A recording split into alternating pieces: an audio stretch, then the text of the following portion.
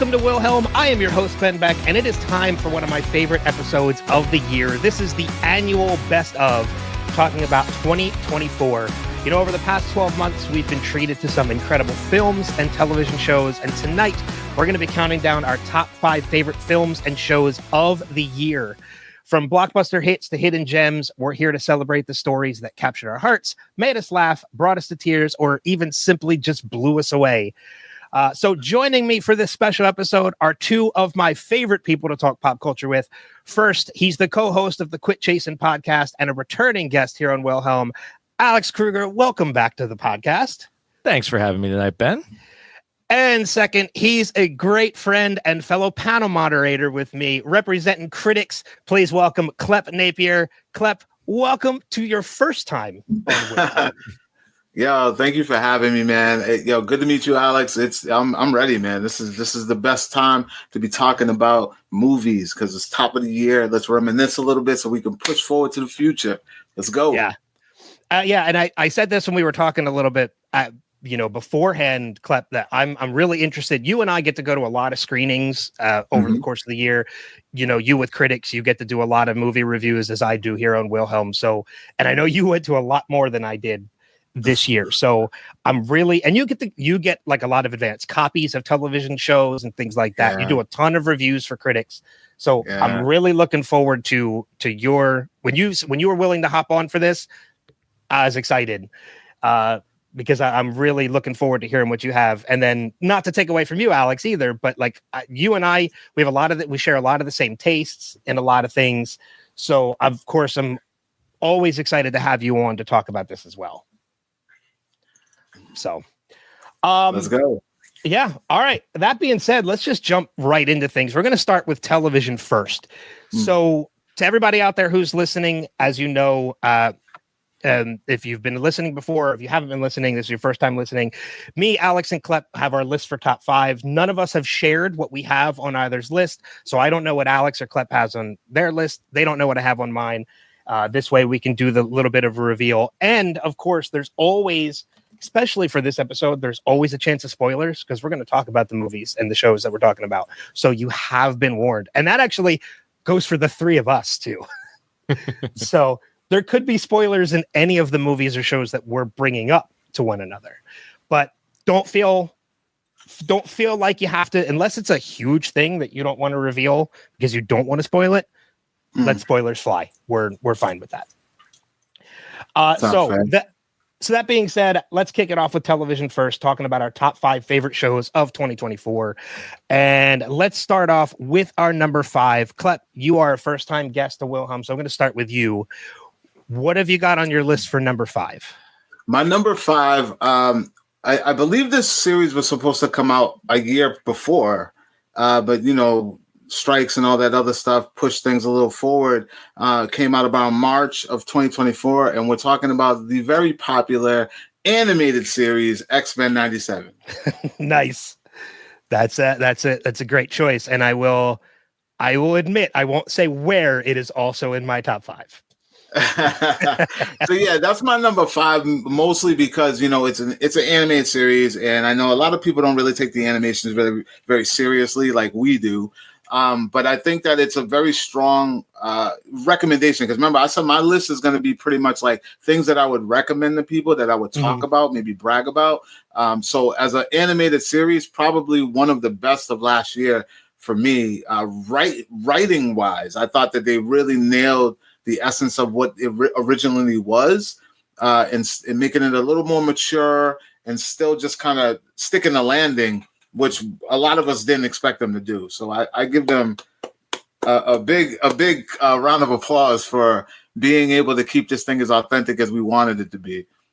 Yeah, and like I said, it's also in my top 5, so I'll save a lot of my notes for when I get to that point. But I mean, you hit the nail on the head. The writing was stupendous, and the tone of the show, even though it was more mature, it was for more mature audiences. They hit the tone perfectly to what the original show was. Yeah. And that was one of the reasons why it also made my list as well. Alex, is that one that you've seen? So actually, no, it's on my eternal list of ones I need to watch. I, of course, watched the show as a kid back in the 90s, and I know it's going to bring out all of that I'm going to need a talk boy at any given moment and some fruit stripes gum. So I know I'm going to check it out. So you guys, I imagine, have checked out and seen a lot of the Marvel-based cartoon stuff that has come out. I was curious what you see for the future, kind of what's been announced and what they've already executed with, and if that makes you excited or a little leery with what they have coming down the pike. I mean, I could speak to like X-Men 97 is a different kind of thing because they went with that 2D style. But I'm a really big fan of what they're doing with What If, because for the longest time, DC has been kicking Marvel's butt as far as animation. And since then, the best animation thing we've seen out of Marvel was Spider-Verse. But I think going into What If, the new season, it just looks better. It looks phenomenal. Like, so I know they got the Marvel Zombies coming out. I'm not really that interested in that yet, but I think that if they keep that animation style that way and the tones that they're going with, I think they got something worthy of us, running at. Yeah, and I'll tell you too. I don't think it's come out yet, but I've seen the trailers for Friendly Neighborhood Spider-Man, which is from the same people that did X-Men 97. Okay. For that reason alone, I'll give it a chance. Just because it's from the same people. Why that reaction? I don't like the animation in that. It's fair. Clean. It feels, it's not even clean to me. I feel like they just kind of took the brush and was like, let's half do it. Let's not do it like we did everything else. Let's like kind of just like, it reminds me of the Moon Girl and Devil Dinosaur. Yeah. Which works for that. Yes. That works for that. Okay. I see what you're saying. That's a good show, by the way. Yeah. It is a good show. And I don't think that that just wasn't what I was expecting for a Spider-Man cartoon coming out of Marvel. You know what I mean? Like, you got Spider-Verse out there, and you come with this. Like, come on, yeah. You think it's maybe just like a stylish choice that they're trying to make it like, but for some reason it's just not looking proper to some people. I think two things. I think it was a style choice and a budget choice. Oh, the budget choice could be good. Oh, I mean, it is Marvel. Like, usually, I don't know. Again, though, I'll give it a chance purely because it's from the same people that did X-Men 97. Because the writing might be outrageous. The writing might be stupendous. No, but when you say the same people, it wasn't. Bo DeMaio wasn't on that team, was he? I don't think so. I think it's the same production company. The production company is Marvel, so I don't know. I thought it was from the same creators as X-Men 97. I could be wrong. So I don't know. I guess it's a wait and see. We'll have to find out.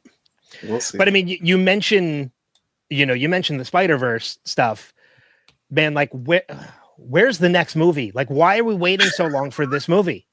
I don't know, man. I thought we had the director and everything was ready to go, and then the pandemic put it off. Like, why are we choosing new directors and everything else now? Like, I thought this was ready to go. Yeah, they said the script was already done. We had a director. It's like, it's not making any sense, man. Is Marvel having its DC moment? It's not Marvel, it's Sony. Yeah, that's a Sony thing. That makes so much sense. Never mind. Okay. Yeah. No, that tracks. Okay. Yeah. They put all their money in Madam Web. That's what happened. I was just gonna say, I'm pretty sure it's safe to say that Craven and Madam Web are not gonna end up on any lists. Well, I don't know. Craven Razzies. I don't know how Klep feels about Craven. What do you mean? It's like in my top 3. I mean, Sony did use his quote for their review, so. Now listen, nothing can save them. I don't care if they would have put me in the commercial. But let's move on to Alex. Alex, what have you got for your number 5? All right, my number 5, and I can't believe that this still came out in 2024, but it was the final chapter in a story that a lot of us have committed a lot of time to, and that is The Ones Who Live. That was our goodbye to Rick Grimes and Michonne. I loved it. I love that story. I love that relationship.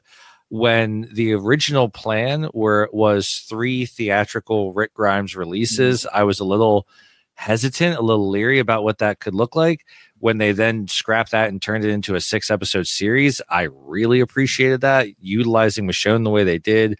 I loved it. I thought the episode, the bottle episode in the building that was crumbling while they were trying to figure out their relationship and his Stockholm syndrome, was one of the best episodes of television I've ever seen just in my life. I loved it. My one knock is they didn't use Terry O'Quinn well enough. I thought they have a guy like Terry O'Quinn. He's in a couple of decent scenes, but they really didn't let him cook the way a guy like Terry O'Quinn can. But I loved The Ones Who Lives, and I thought they stuck the landing for Rick and Michonne's story, and it was beautiful. I loved it. So not enough John Locke for you in the 100%. Okay.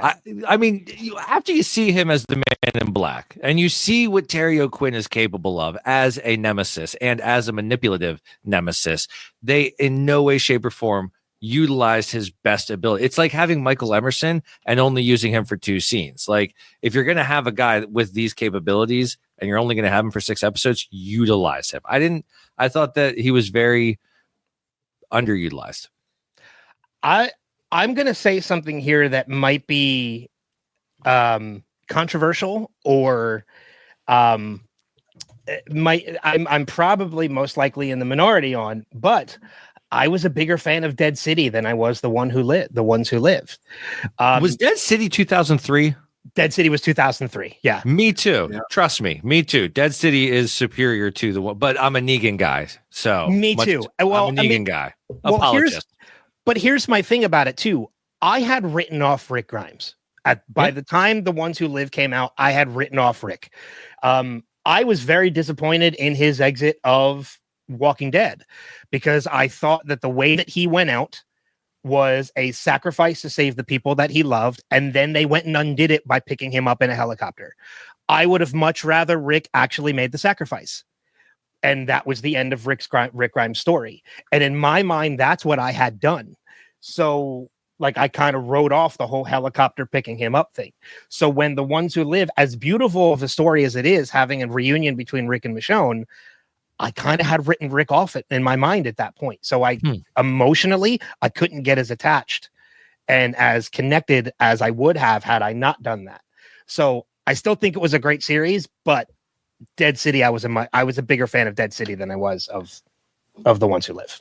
I mean, that's fair. And to be honest, I didn't even start watching The Walking Dead until the pandemic. So Rick was already gone, and we already knew about the movies and stuff. So by the time I got into the show and learned about Rick, I knew that his story was still going to evolve and exist, and we were going to get answers to the questions of his existence. So I never really did write him off. Like, I always knew that we'd be hearing Space Junk at least one more time. I'll tell you what, man. That song and Easy Street, the show got me really into. I love don't mention Easy Street. I love Easy Street, dude. If I'm doing dishes, pop on. Unlike you guys, I'm probably like the majority of the audience out there who just kind of said, the hell with Walking Dead. Spoiler alert, after they killed my man Coral. After that, I was like, you know what? I'm all set. It's been that long since I've watched any of The Walking Dead. I was really into Walking Dead from jump. And then, I loved the whole Negan storyline, and he was so badass. And then that happens. And then this weird relationship between him and Carl, and then Carl's gone. And then now Negan's a good guy and all that. I'm just, it's too much. See, that's where I got real lucky, is when I started watching, because by the time I started watching, I could watch the whole way through to The Whisperers, and that's when it picks up again. That's when it starts getting good again. So I slogged through those rough years, but like, I knew good shit was on its way. Isn't it amazing? Isn't it amazing how one character, you can be so connected to one character that when they kill off that character, it's enough for you to say, I'm done. Like, I'm not watching the show anymore. Yeah. That's how I was with. Oh, see, now I've written it off so much I don't even remember. What's the spinoff? What's the other spinoff of The Walking Dead? There's like 20. Fear the Walking Dead. Fear the Walking Dead. That's how I was with Fear. I slogged through Fear until they killed off John Dory. And when they killed off John Dory, I was like, nope, done. And I've never watched it since. There is. I've watched The Wire so much. There's a certain character that when he dies in season 4, I'm like, you know what? I'm done watching the show. Like, rest in peace, Bodie Broadus, man. Like once they take out my man's, I'm like, I'm done. I can't watch this anymore. Every time, I'm done. I feel like that's the desperate move of the writers when they start killing off those beloved characters. It's like, all right, now they're looking for shock value to get people to watch. Because there's just no reason to even kill those characters. Like they're staples in the storyline. And then when you're doing that, it's like, what are you doing? Yeah. I mean, I'm a big fan. I was, and I still am a big fan of Garrett Dillahunt, which is why I was a huge fan of John Dory as a character. And I do know that he requested out of the show.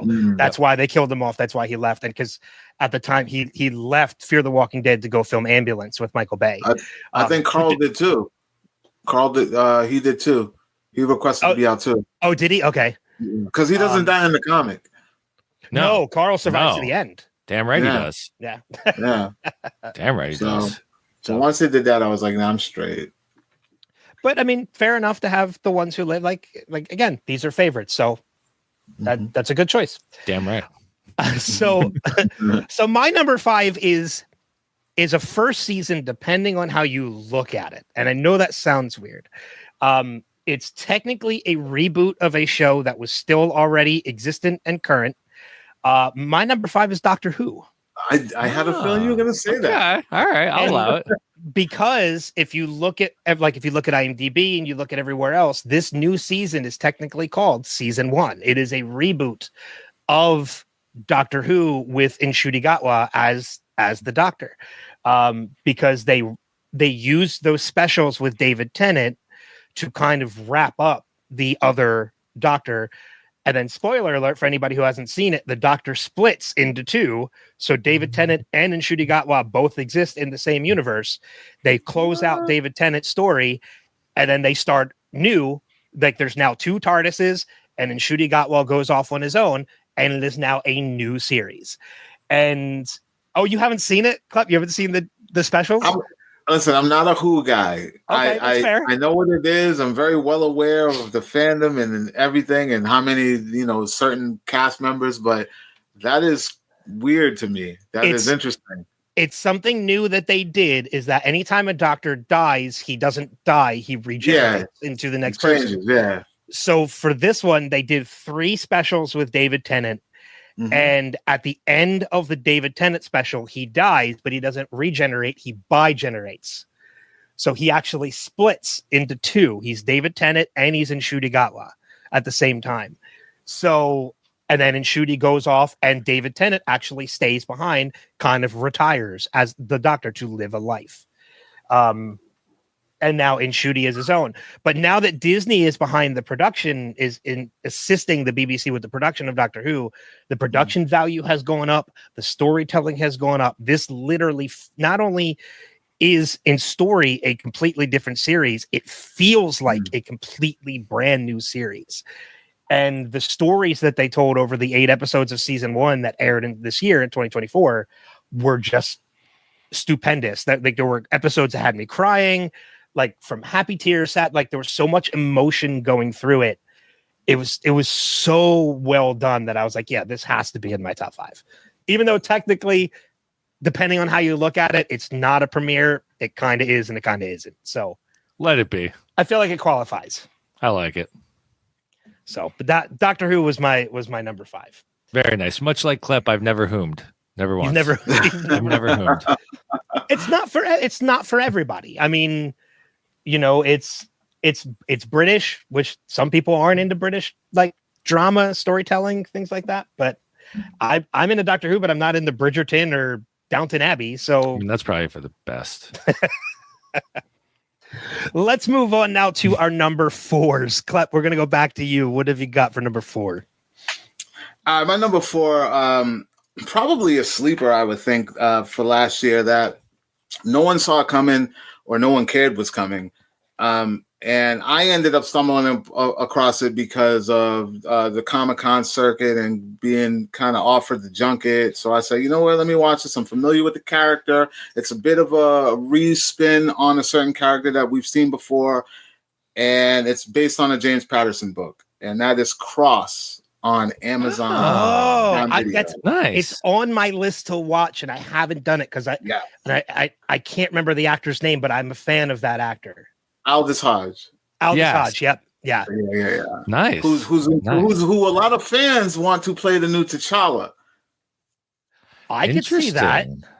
I've seen some pictures floating around, some fan art. I'm like, okay, I could see it. Yeah. Listen, there's been so many iterations of this character that I didn't even know was that character, because I knew of the character, like the Tyler Perry movie version of Alex Cross, which was a joke. It wasn't that great at all. But I also didn't know that Along Came the Spider was based on the Alex Cross character. Right. I didn't know that. I've seen that movie. Yeah, dude, I've seen that movie so many times, and I didn't know that Morgan Freeman was playing Alex Cross. Me neither. I mean, it goes along the same lines as like Harrison Ford and Ben Affleck and like all the and it's kind of like Jack Reacher too. Jack Reacher as well. Yep, Jack Reacher. Yeah, I didnn't know that. So like I learned all this as I was doing my deep dives, for this junket and stuff. I'm like, what? I'm like, but the show is completely different. It's more grounded, more relatable. The character is a hero, but he's a relatable hero, and there's a lot of twists and turns. A great villain in this as well, played by Ryan Eggold. I don't know if you guys ever seen him. I like Ryan Eggold. Dude, I love New Amsterdam. Like that was one of my favorite shows when that show was on. He is amazing in this, dude. Like carries the whole season as the baddie. It's crazy.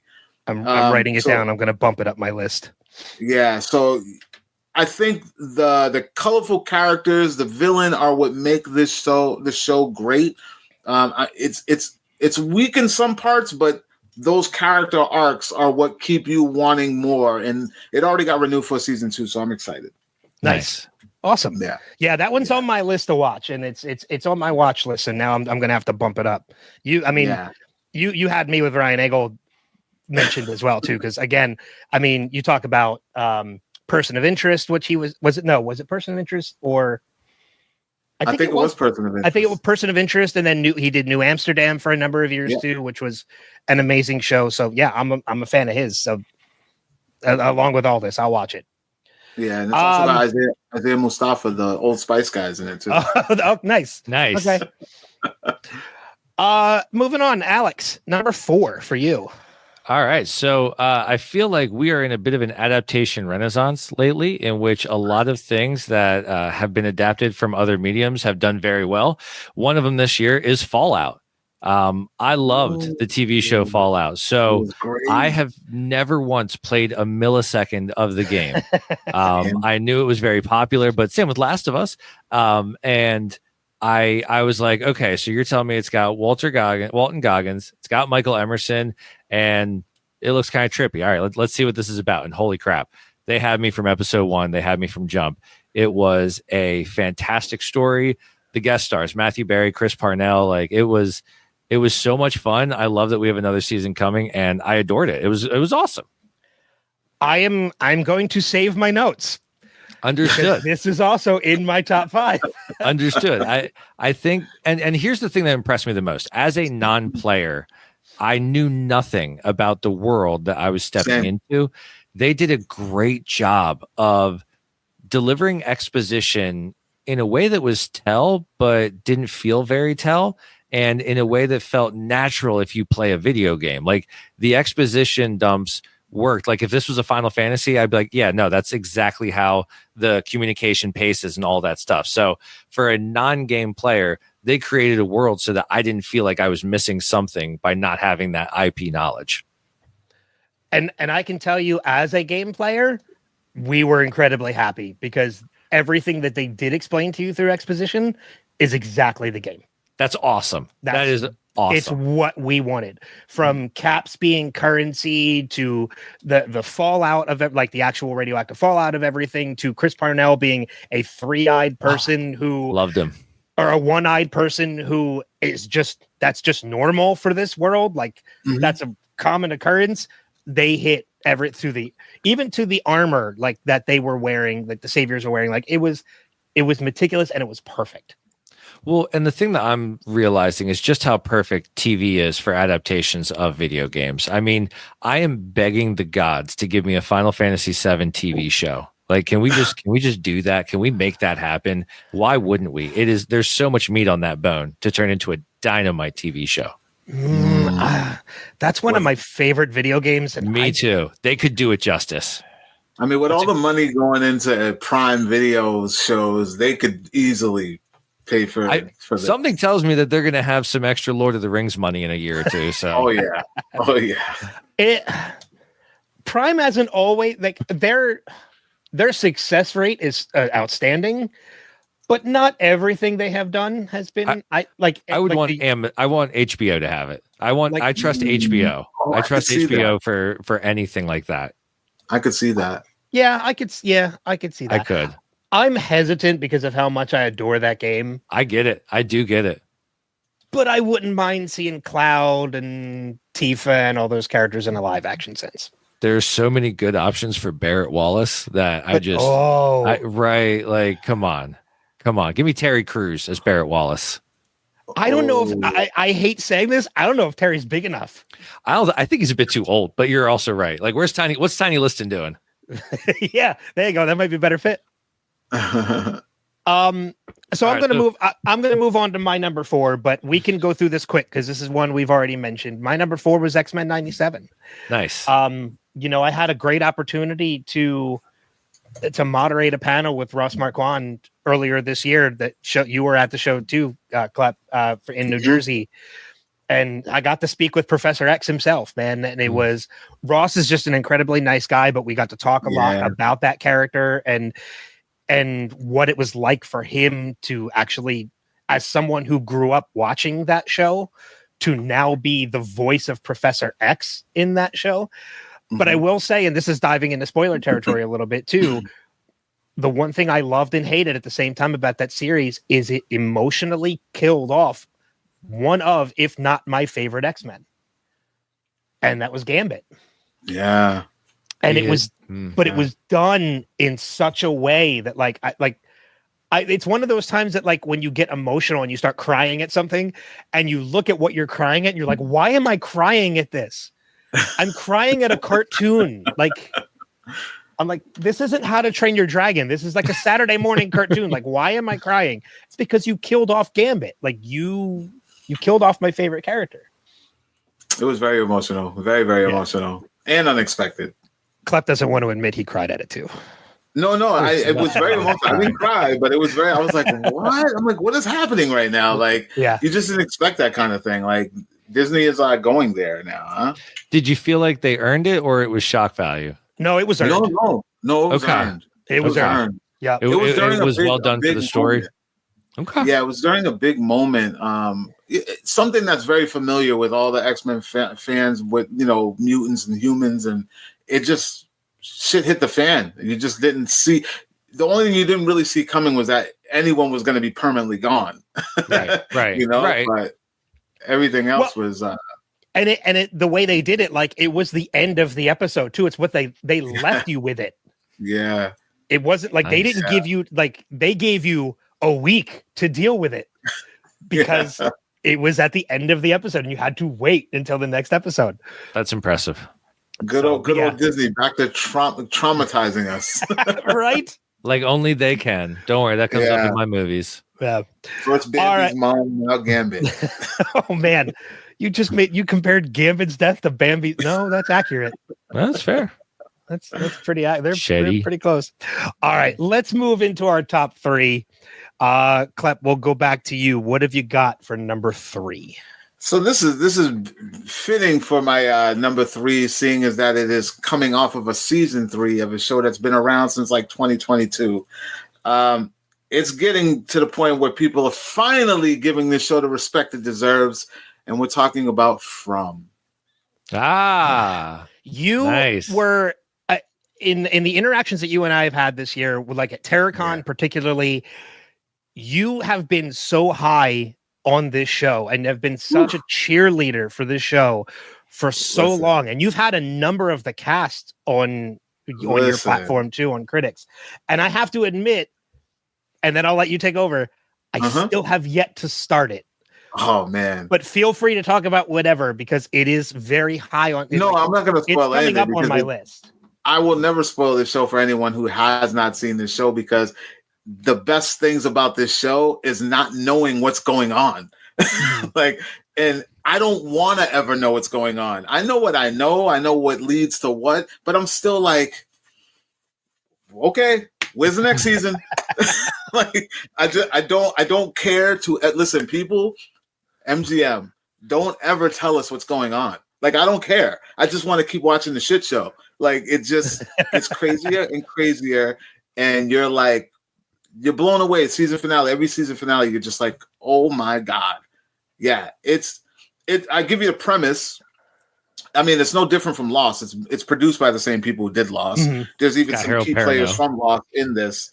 Harold Perrineau is in it. Yeah. Yeah. I think there's someone else that was in Lost that's in this as well. But, these people see this tree in the road, but once they see the tree in the road, you're never going home. You're stuck in this town. All these people came from different places and landed in the same place. We don't know how they got there, why they're there, or how to get home. Oh, so anybody who goes there, nobody can leave. No one can leave. Okay. And everyone I've ever heard talk about it speaks so highly of it. Everyone. I've never heard it. There's a catch.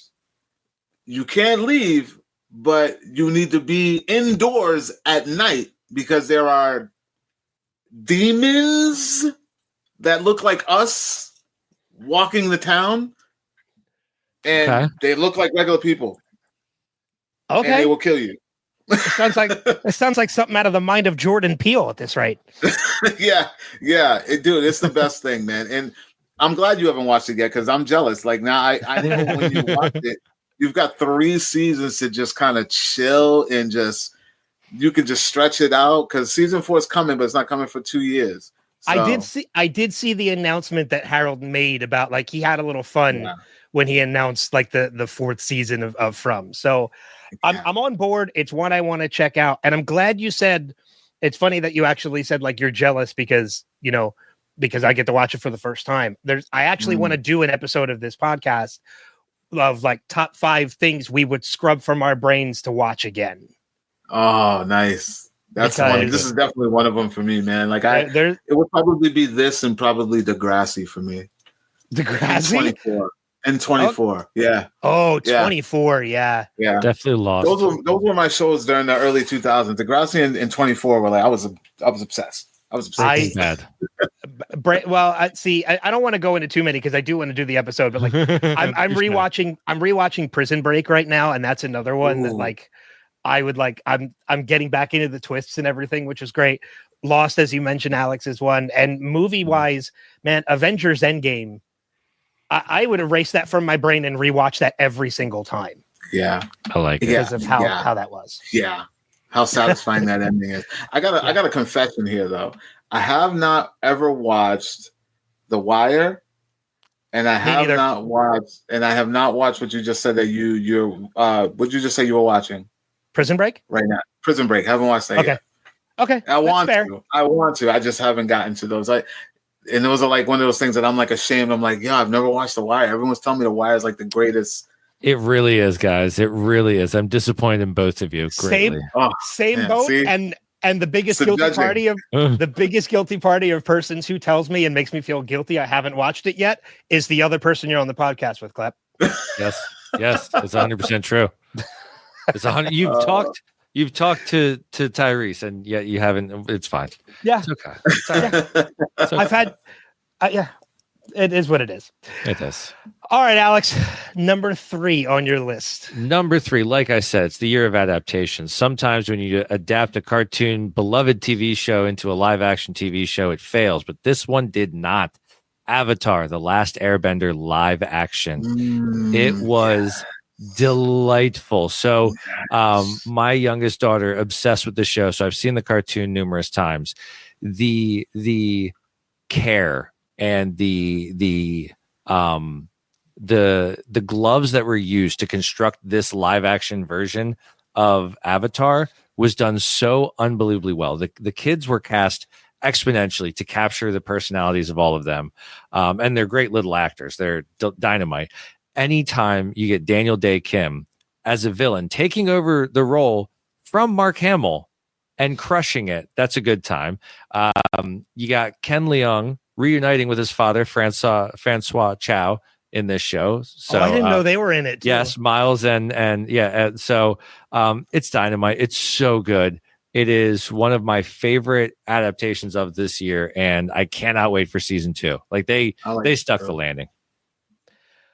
This is another confession. I have not seen Avatar, live action or animated. I want to. They are on my list, especially considering we worked with the cast, Klep, out in Colorado. Yeah. We worked with them.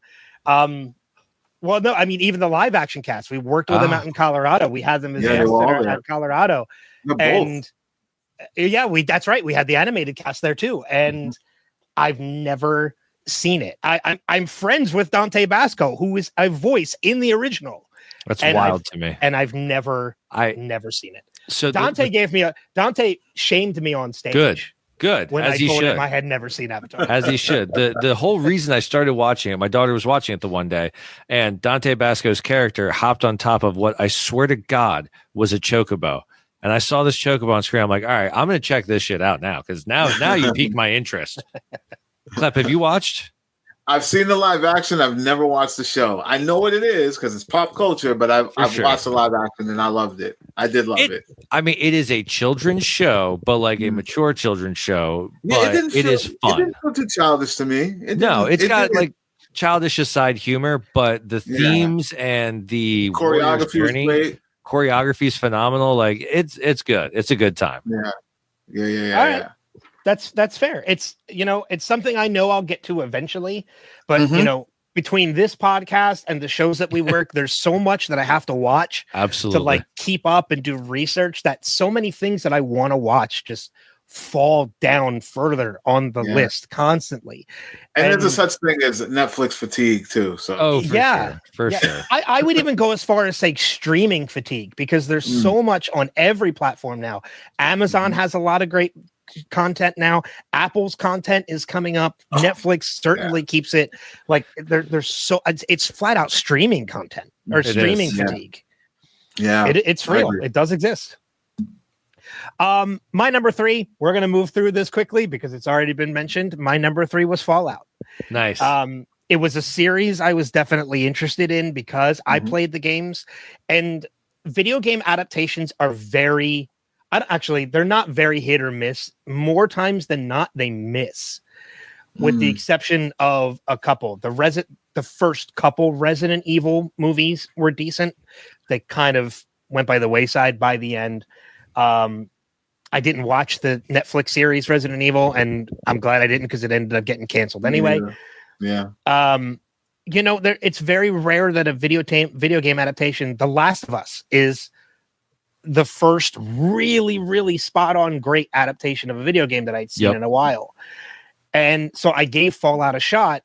And what really led me to give Fallout a shot is Walton Goggins. Damn right. Because I love Walton Goggins. Absolutely. Yeah. He is a phenomenal actor who does not get enough credit. From Justified to like everything, to Deadwood. Yes, he was in Deadwood. Just he does not get enough credit for the actor that he is. And I'm so glad he started getting a lot of accolades because of his role as the gunman in Fallout. Yep. And I will tell you, as a video game fan, and then I'll wrap up, we'll move on to number 2 after this, that very end shot of seeing the town of Las Vegas in the distance and knowing that they were going to Fallout New Vegas, you could not measure the amount of glee in my face, because that is one of the best games in the entire series. That's awesome. So the content that is going to come from season 2, I can't wait. And can't wait. The IP has legs for a while, right? Like there've been how many Fallout games? There's Fallouts 1 through 4, Fallouts New Vegas, there's Fallout 76. There's a lot of material. They're still on the West Coast. I mean, Fallout 4 takes place in like Boston and in New England area. Nice. There's Fallout Atlantic City. Like there's so much more content they can. This IP can go on for years. Awesome with this. So I hope they do. And the ghoul, not the gunman. Sorry, I confused the characters. But yeah, so my number 3 was Fallout, which is good because now we've talked about everything that's already been brought up. Nice. But that leads us into our top 2. Klep, number 2 on your list. I struggled with this one. I didn't know whether I wanted it to be my number 1 or my number 2, but I think that it deserves to be number 2 behind the one that I picked for number 1. I'm starting to feel a little biased here because a lot of this stuff is like junkets that I've been a part of. No, it's totally fine. I mean, you have an insight into it.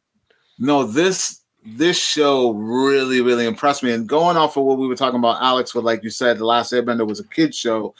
My number 2 is a kid's show. We're talking about Star Wars Skeleton Crew. Ooh. Yeah. I haven't watched it yet. Sell it for me. Sell me it. Listen, I'm a Star Wars guy, like a lot of us. Mm-hmm. I'm not as hard on Star Wars as a lot of people. I can watch the movies if they're on. I can watch. I don't care about the lore isn't the lore. It's this. I don't care about that. But That's I do not care canon. about what I do care about, which I haven't seen in a lot of the Star Wars movies since, was that magical that they don't bring that childlike energy back out of you, like the first 3 or even the prequel trilogy. You know what I mean? Like those had that little bit of childlike magic in it. And then the TV shows came out, and I felt like they were more adult. They were more trying to cater to the people who were crying about what was when we were kids. But this one, Skeleton Crew, is everything that, as a Star Wars fan, when you were a child, it's everything that you've wanted. I promise you. You get to watch this show through the eyes of the stars, who are all kids.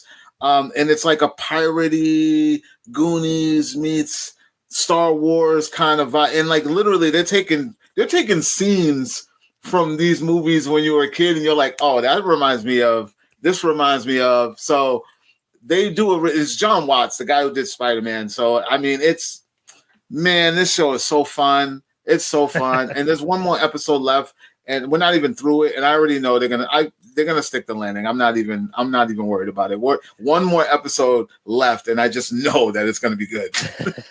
Awesome. I can just tell. Yeah, I'm. We talk about that streaming fatigue and how I'm behind on a lot of things. I am so far behind on Star Wars content. I have not watched Ahsoka yet. I haven't watched The Acolyte yet. And that's what I've heard for both. And I haven't started Skeleton Crew yet, but I've heard nothing but great things from a lot of people. Acolyte means well. No, it does. I like that phrasing a lot. I like that phrasing so much. Yeah, it means well because it has a lot of good elements that it could have been like Skeleton Crew, but you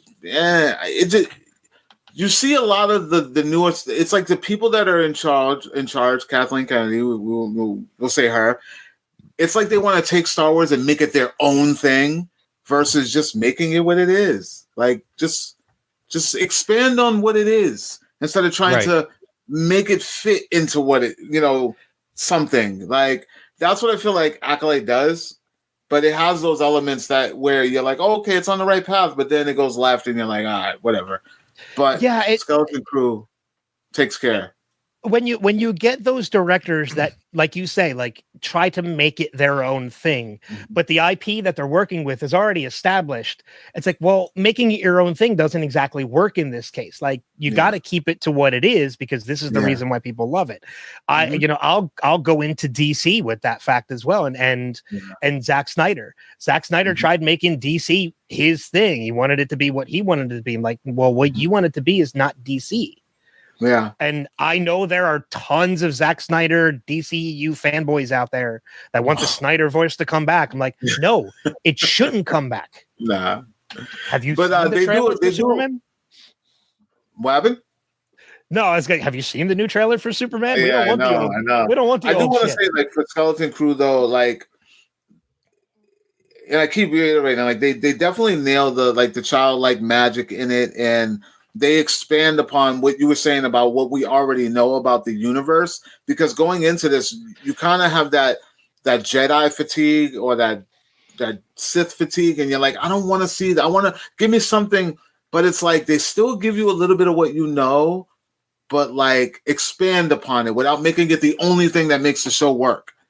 And that was just the best parts for me. Like, I'm just like, wow, they still they give me that drop to let me know we're still here, we're still there, but we're looking at it through the eyes of these kids who are now in this galaxy far, far away by accident.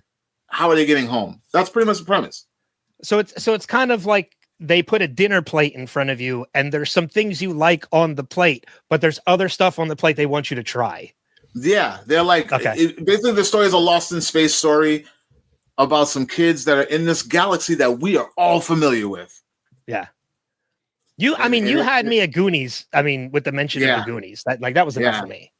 Yeah, it's good. It's good stuff. It's fun, and it's not long. I mean, I don't remember how many episodes there are, but it's almost over. The last episode is Tuesday, so I think it's 8 episodes.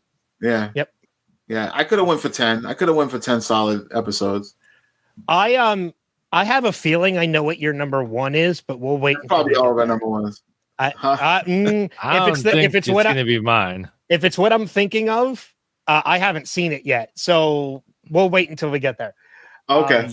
But Alex, that brings me to you, number 2 on your list. All right, so number 2 on my list is the Penguin. So I in the DC universe, I am a Batman guy. Sorry, Ben, I know you're a Superman guy. That's fine. We can still be friends. I love Batman too. All right, just making sure. I am a Batman guy through and through, but 9 times out of 10, it's because of the other characters, whether it be Jack Nicholson or Jim Carrey or Heath Ledger. Like, Batman to me is kind of what it is. Honestly, not my favorite Batman, but I always enjoyed Val Kilmer's Batman. I thought he was a very interesting Batman. I liked him.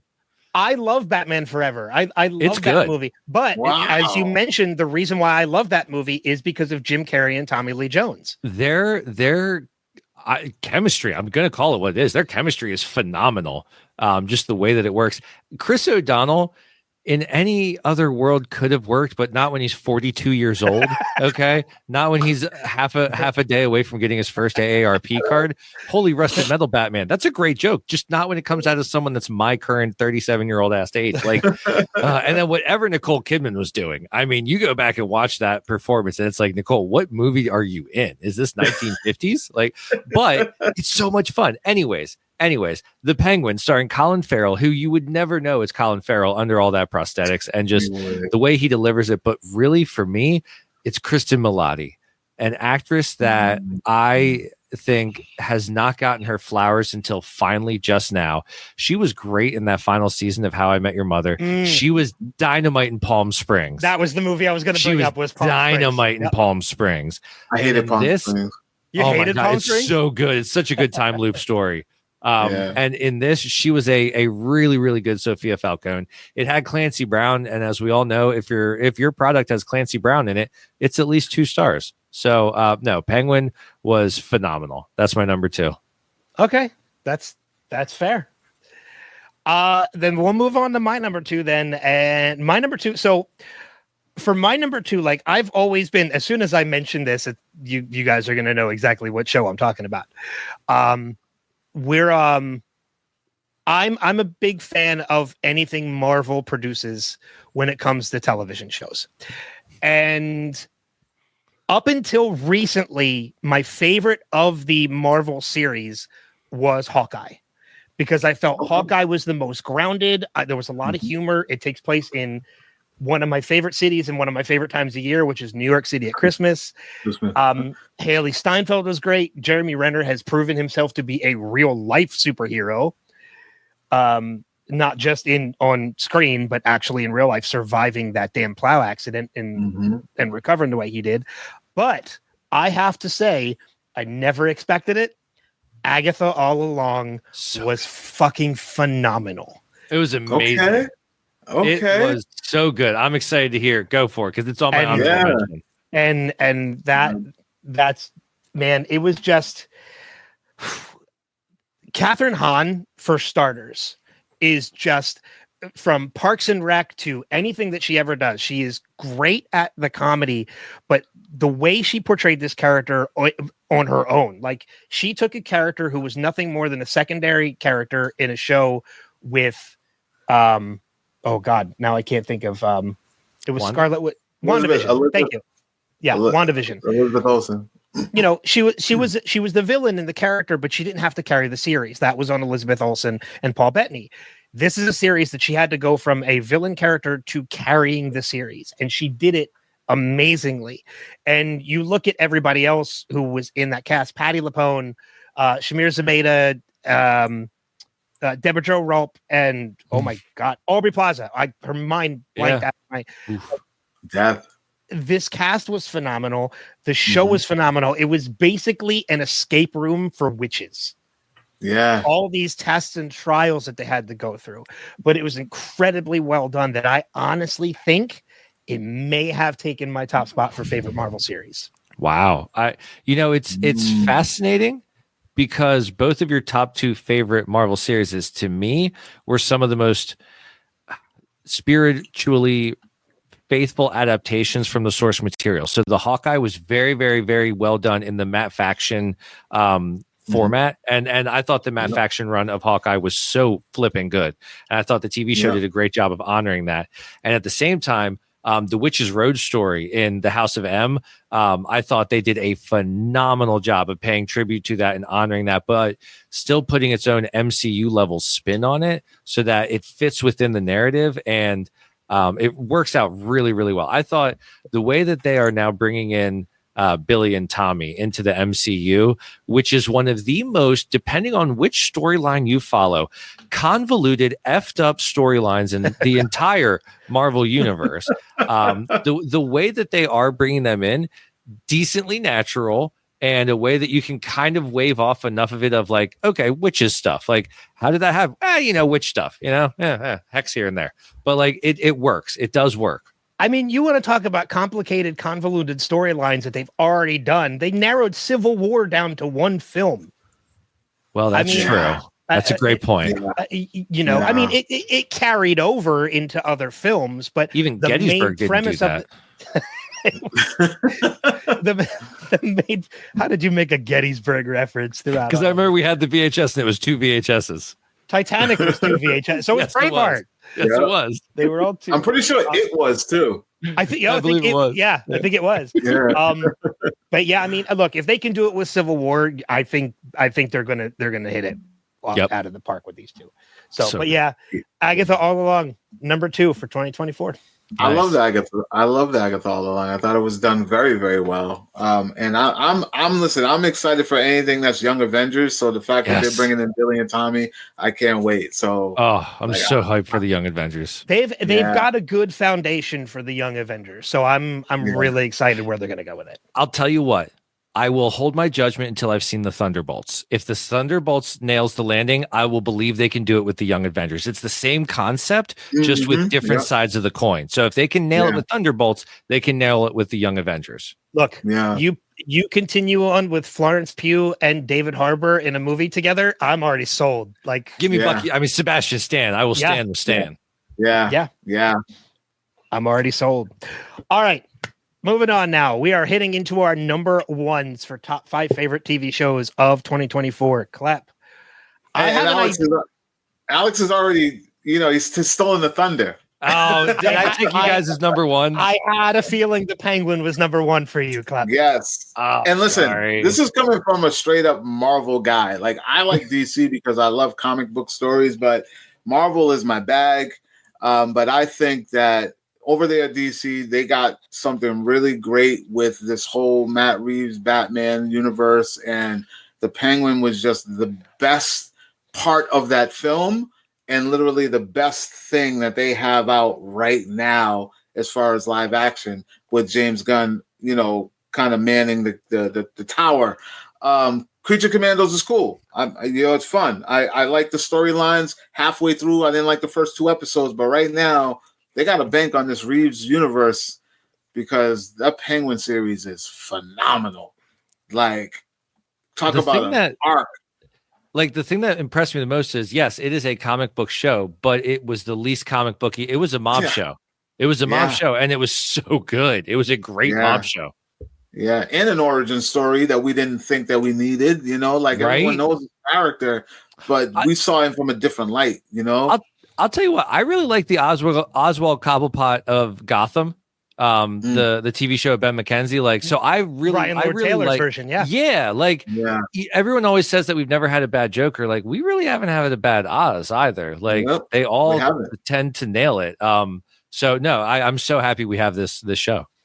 Yeah, very, very slow burn, and I am such a huge fan of that finale.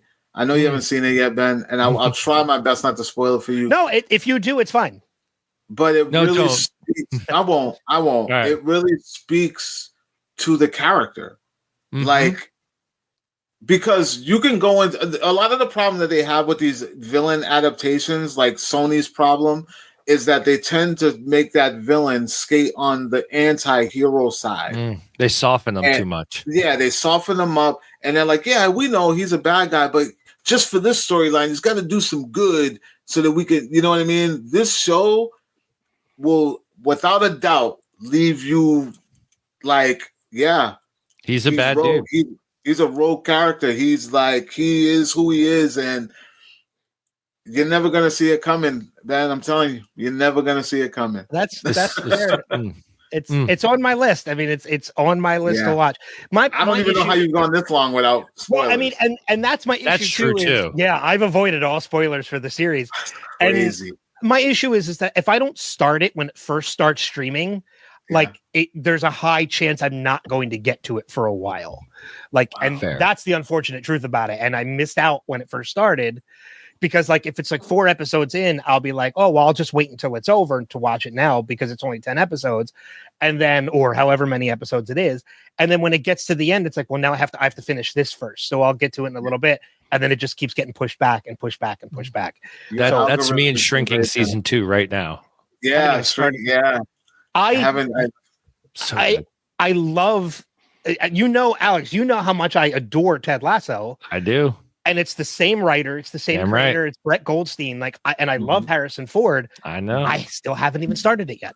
And that's why it didn't make my list, because I didn't see. I haven't started 2 yet, but I love Shrinking. I think so that good. It's also a show that benefits from a binge instead of a weekly episodic release. I think it's one that, like, once you get in it and it starts cooking, then you can finish it.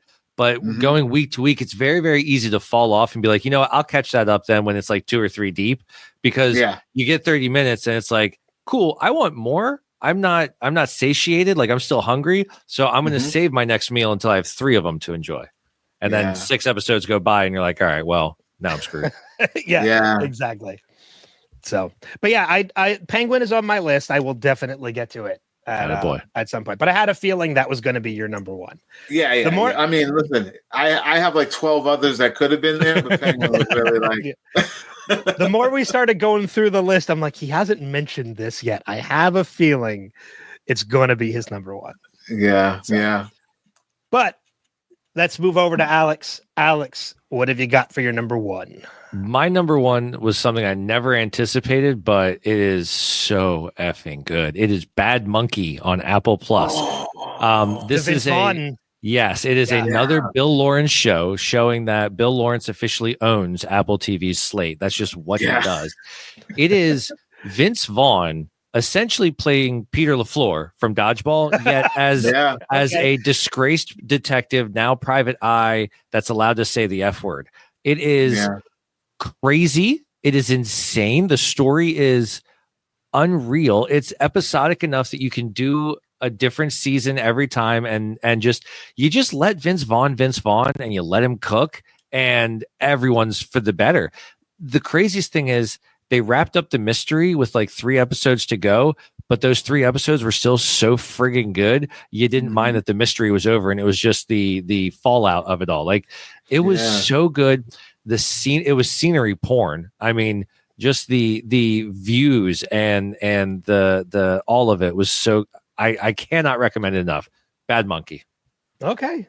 It almost made me change my ringtone too, by the way. Ooh, such a good opening song. Such a good opening song. What's the opening song for it?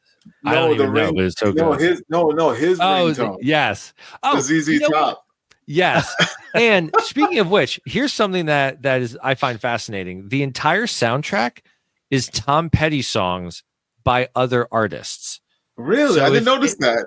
It took me until like episode 4, but the entire soundtrack of the show is all Tom Petty songs done like covers. They're done Tom Petty covers. Yes. Oh yes. my God. It's awesome. It's so cool. So That's yeah, awesome. Highly recommend That's another it. junket I was in. They have so many Easter eggs in this show. It's so cool. It's insane. It is a very wild crazy. show. It's got Rob Mahoney. It's got Peter Poole. Like, heck yeah. Peter Poole's in it too. Yeah. He's wild in it, dude. Like I'm not gonna say it. So Klep, you've seen it? Yeah. Oh my God, so good. So good. Yeah, it's so the Dragon good. Lady, like all of it. So good. Vince carries this whole thing though, but it's good. It's very good. Yeah. Yeah. And I remember because it came out like around the time that they were promoting Deadpool and Wolverine. So when I had got that junket, I wanted to talk to Peter Poole so bad, but I didn't get him, man. Oh man. Yeah, he's great. He's great in that show. Nice. All right. It's also on my list. It's in my watch list. So you guys are just making me bump these shows up further and further. Oh, you always say that. Which is Yeah, good. it's fun. I always say that. It's fun, man. So for all of these shows that we've talked about in the top 5, we've talked about shows from HBO Max. We've talked about shows from Apple. We've talked about shows from, all these other streaming platforms, Disney Plus. Yeah. My number 1 is a network show. It is not on any streaming platform. My number 1 is on NBC. And this is a show that I think is flying so far under the radar. The first season just wrapped up. But it premiered last year. It's flying under the radar. And I'm somebody who I don't really find interest in medical procedurals. The only ones I've ever really gotten into, with the exception of Scrubs, since we talked about Bill Lawrence already, New Amsterdam, which we mentioned earlier, and House. Those are really the only ones I ever watched. I never got into ER, never got into Grey's Anatomy or all that stuff. However, this show is a medical procedural, and it's a show called Brilliant Minds. And it's led by Zachary Quinto. He is the lead of this, and he's a neurologist who is incredibly gifted, and it's very House-esque in that he has these very unconventional approaches to treating all these psychological cases. And every time I watch this show, I'm always like, I want to rewatch House, because this is House. This is House, just neurological. It's not physical or sickness. It's mental and such. And the cast is so great. And what adds to his character is that he has this, I forget what the technical term of it is, but he has this disease. It's kind of like face blindness. He can look at somebody, but he can't recognize their face. So he recognizes people through mannerisms and voices, because if he looks at people in a crowd, he can't find a particular person. Oh, wow. Okay. So seems like an unnecessary thing to add to this character. All right. Well, so like he's face blind, but it's okay because he can still figure out who they are based on their body language. It's cool. But he just knows what's on their chart and knows who they are. Yeah.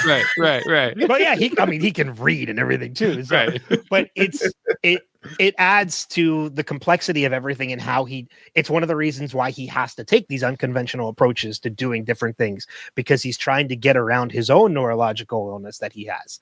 But Zachary Quinto is fantastic. Teddy Sears is also in it from, he was in The Flash and the 24 spinoff that they did. Teddy's actually been on the podcast a number of times. He's an amazing guy.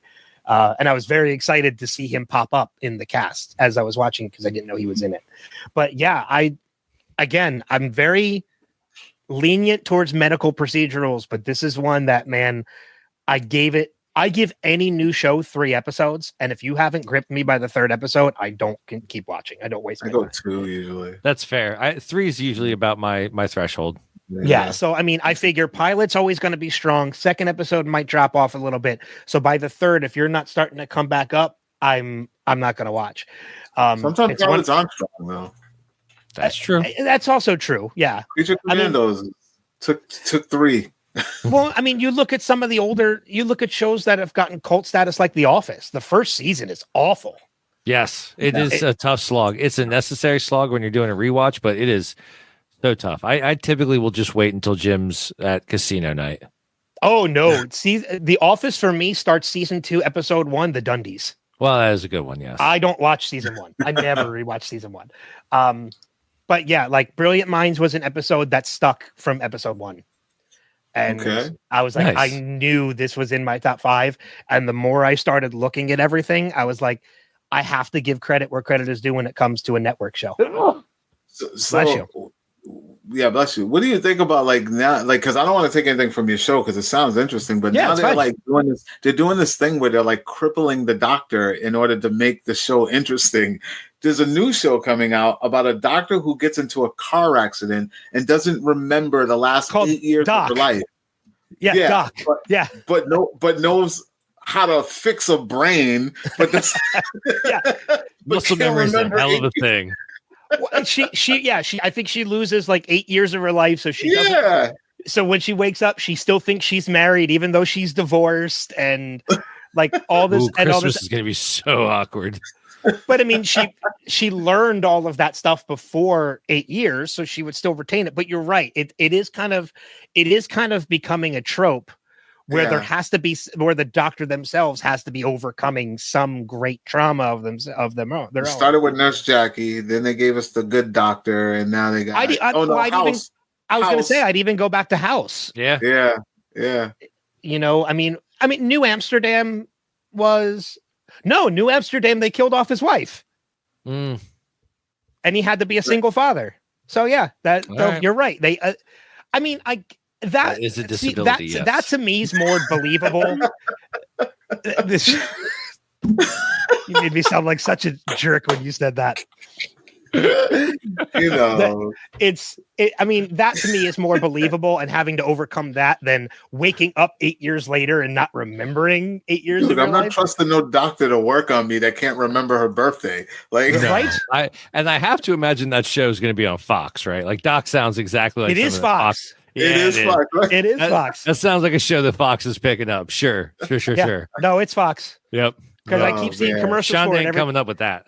Every time I watch like Hell's Kitchen or stuff, I see the commercials for it. Yeah, it was on for the Eagles game. You're right. Yeah, she doesn't remember anything but how to do brain surgery. Amazing.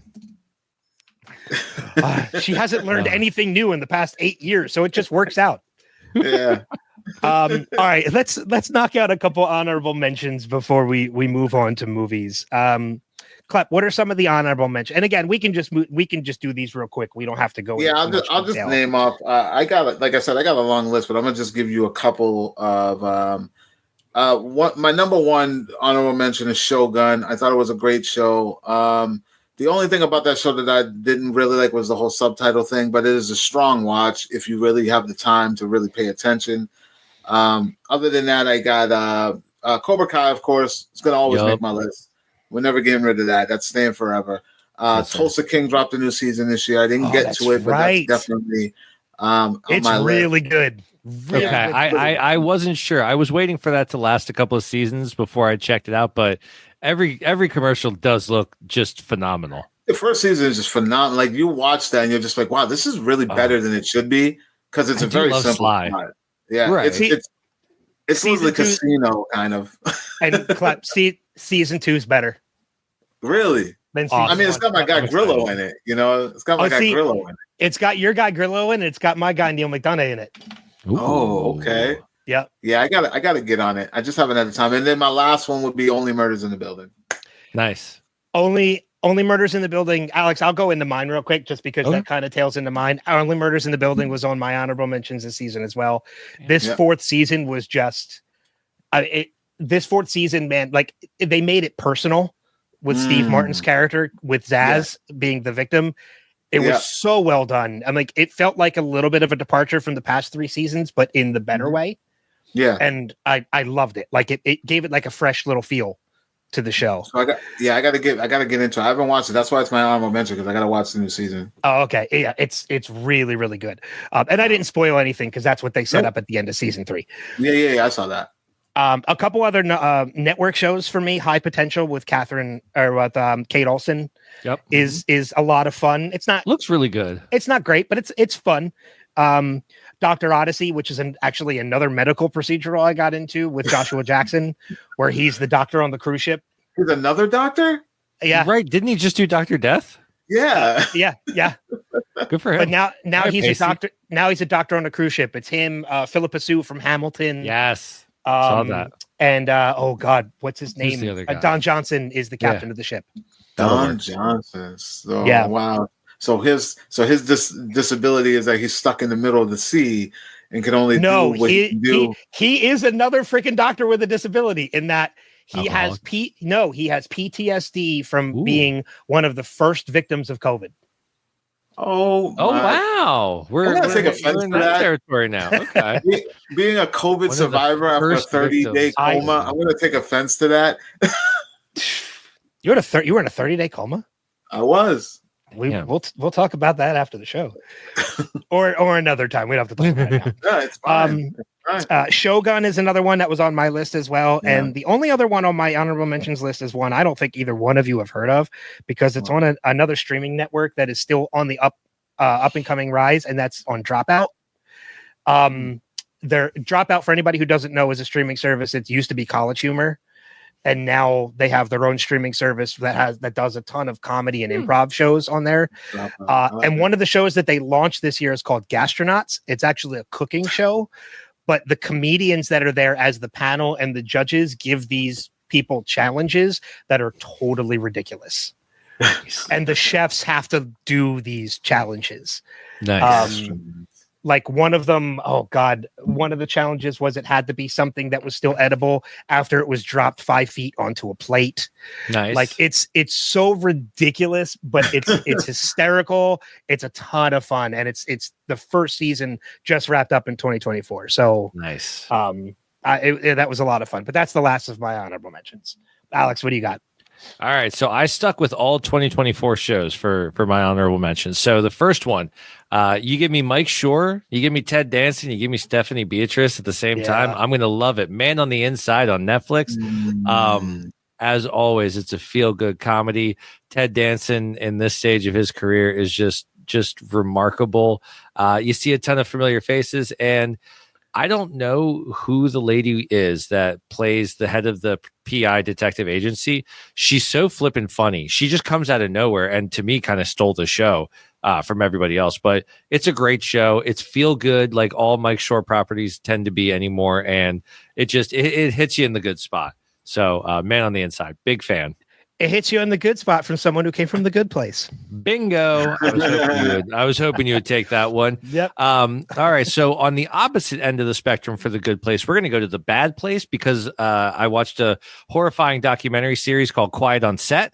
If you grew up in the 90s era and watched Nickelodeon. etc., this is the expose about the All That kids and just kind of what went on behind the scenes and all of the horrible things. So Quiet on Set was definitely my documentary of the year in the honorable mentions.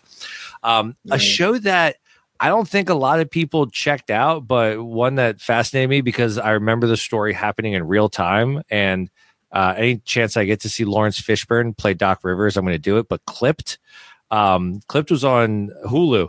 It's about Donald Sterling's racist rants that finally got him booted out of the NBA, so he had to sell his Los Angeles Clippers team. The basketball scenes were atrocious, but it was a fun show. I did enjoy it. And then last but not least, it is my popcorn guilty pleasure show of the year, The Perfect Couple, starring Liev Schreiber and Nicole Kidman. It was a lot of fun. It's in a majestic setting. They're deconstructing class and criminality, and it kind of reminded me of that first season of The Affair. It was a good show. It was a good little series. I've never even heard of that one. I'll tell you what, man. Nicole Kidman has been in 417 different titles in the last 3 years. Yeah, and this is all just of one them, and they're all the AMC preview before you see a movie in the theater. Yup. And it's wild. She's in absolutely everything, and this is one of them. So The Perfect Couple is my last honorable mention. Okay, great. All right, gentlemen, let's move into the movie side of things now and go over our top 5 favorite movies of the year, in which there's we were literally just talking about this. There's so many movies that came out this year. This is an impossible task, because there are some in my honorable mentions that I feel like I could very easily swap out some of my top 5 easily. And I my number 1 was an easy pick. Everything else was kind of, hit or miss. But let's switch things up a bit. Alex, we're going to start with you this time. Going into our top 5 favorite movies of the year, what have you got for your number 5? All right. For number 5, I have written, directed, and starring Anna Kendrick, Woman of the Hour. It is a thriller that came out on Netflix earlier this year. It's a story of a young lady named Cheryl who went on the dating game back in the 1970s, won a date with a young man named Rodney who turned out, that's right, folks, to be a serial killer. And it kind of goes through her experience on the show. It tells us a little bit about Rodney's backstory. It is a really, really good, hour and a half, 2-hour movie that depicts one day and tells a complete story in which at the end of the day, nothing happened to this person in this experience, but the fear is just hanging over it the whole time. And it's told really well. And the thing that impressed me the most was Anna Kendrick, the director. Some of the shots that she grabbed, some of the way that she told the story really, really blew me away. And it's one of those things that it was a true artist's eye that created that movie. So yeah, I loved Woman of the Hour. This is, I think, 1, it's based on a true story, is it not? Yes. And 2, I think this was also her directorial debut. It was. Yeah. So she nailed it. She hit it out of the park. I cannot stress it enough to anyone that even remotely has an inkling. You'll enjoy this movie. Check it out. You had me and Anna Kendrick. I adore that girl. Yeah, that's fair. I adore that girl. I'll watch anything that she's in, like drama, Twilight? Comedy. No, okay, you caught me on that one. I won't watch the Twilight movies. But to be fair, she doesn't even remember she was in those movies. So that is true. It's fine. That is true. No, that's a good pick. It's one that caught my eye again because I'm a huge fan of Anna Kendrick. So I just haven't had the chance to see it yet though. So all right. Klep, number 5 on your list. So my number 5 is also going to a first-time director. This movie kind of just was, I was just curious and decided to check this movie out because it just like the tone in which it felt. It was it's called Exhibiting Forgiveness. And the director, crazy enough, is an artist, like a painter, who decided, I'm just going to pick up a camera and direct a movie. Literally just like that. And he makes it look so easy that you're like, there's no way in the world this is the very first time you have ever wrote and directed this movie. And it looks amazing. Like, it's about an artist who's dealing with his generational trauma from his dad through his art. But at the same time, he's refusing to cope with his dad, who is cleaned up his act. He's no longer an addict, no longer abusive. He wants to be in his life, and he's just butting heads with his dad throughout the entire film and refusing to kind of deal with his own issues that he has and doesn't see that he has because of his relationship with his dad. And then, it kind of wraps up. I don't want to spoil it, but that's the gist of it. It's emotional. It is creative. It is relatable, it's deep, and the cast is just amazing. I don't know if you're familiar with Andre Holland. Audra Day is in it as well. I don't think there's anybody else in it that people would probably. Anya Ellis Taylor is in it too. I don't know if you guys have ever seen her, but yeah, man, I really, this movie stuck with me because it was the fact that this guy was a first-time director and he was able to do this with like. It's not easy to make movies. It don't look cheap. It don't sound cheap. It is just, I'm just blown away. And what's the name of the movie again? Exhibiting Forgiveness. Exhibiting Forgiveness. I'm going to write it down. Yeah. I definitely want to check that out. Yeah. You'll watch and you'll be like, first time. Like, what? Like, how is this a first time director? But it just speaks to how like art can be translated. Like if you're an artist and you are known for creating, how you can take that same thought process and put it somewhere else. Yeah. Like tell a story. And all the art in the movie used, because it's about an artist, is all his. Oh, that's awesome. And I'm always intrigued by first time directors because like you have that genuine curiosity of what their take is on what they're seeing. And especially if it's somebody who's a writer and director, like they wrote this story and now they're directing it. Like that to me, it means you're going to get the ultimate version of whatever it is that writing is because you're seeing it through how they wrote it. Yeah. And that's always great. And it's funny because Alex, you had, your movie, which was written and directed by the same person. Klep, yours was written and directed by the same person.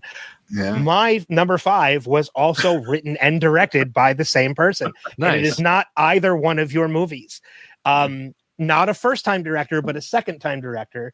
My movie is called A Real Pain.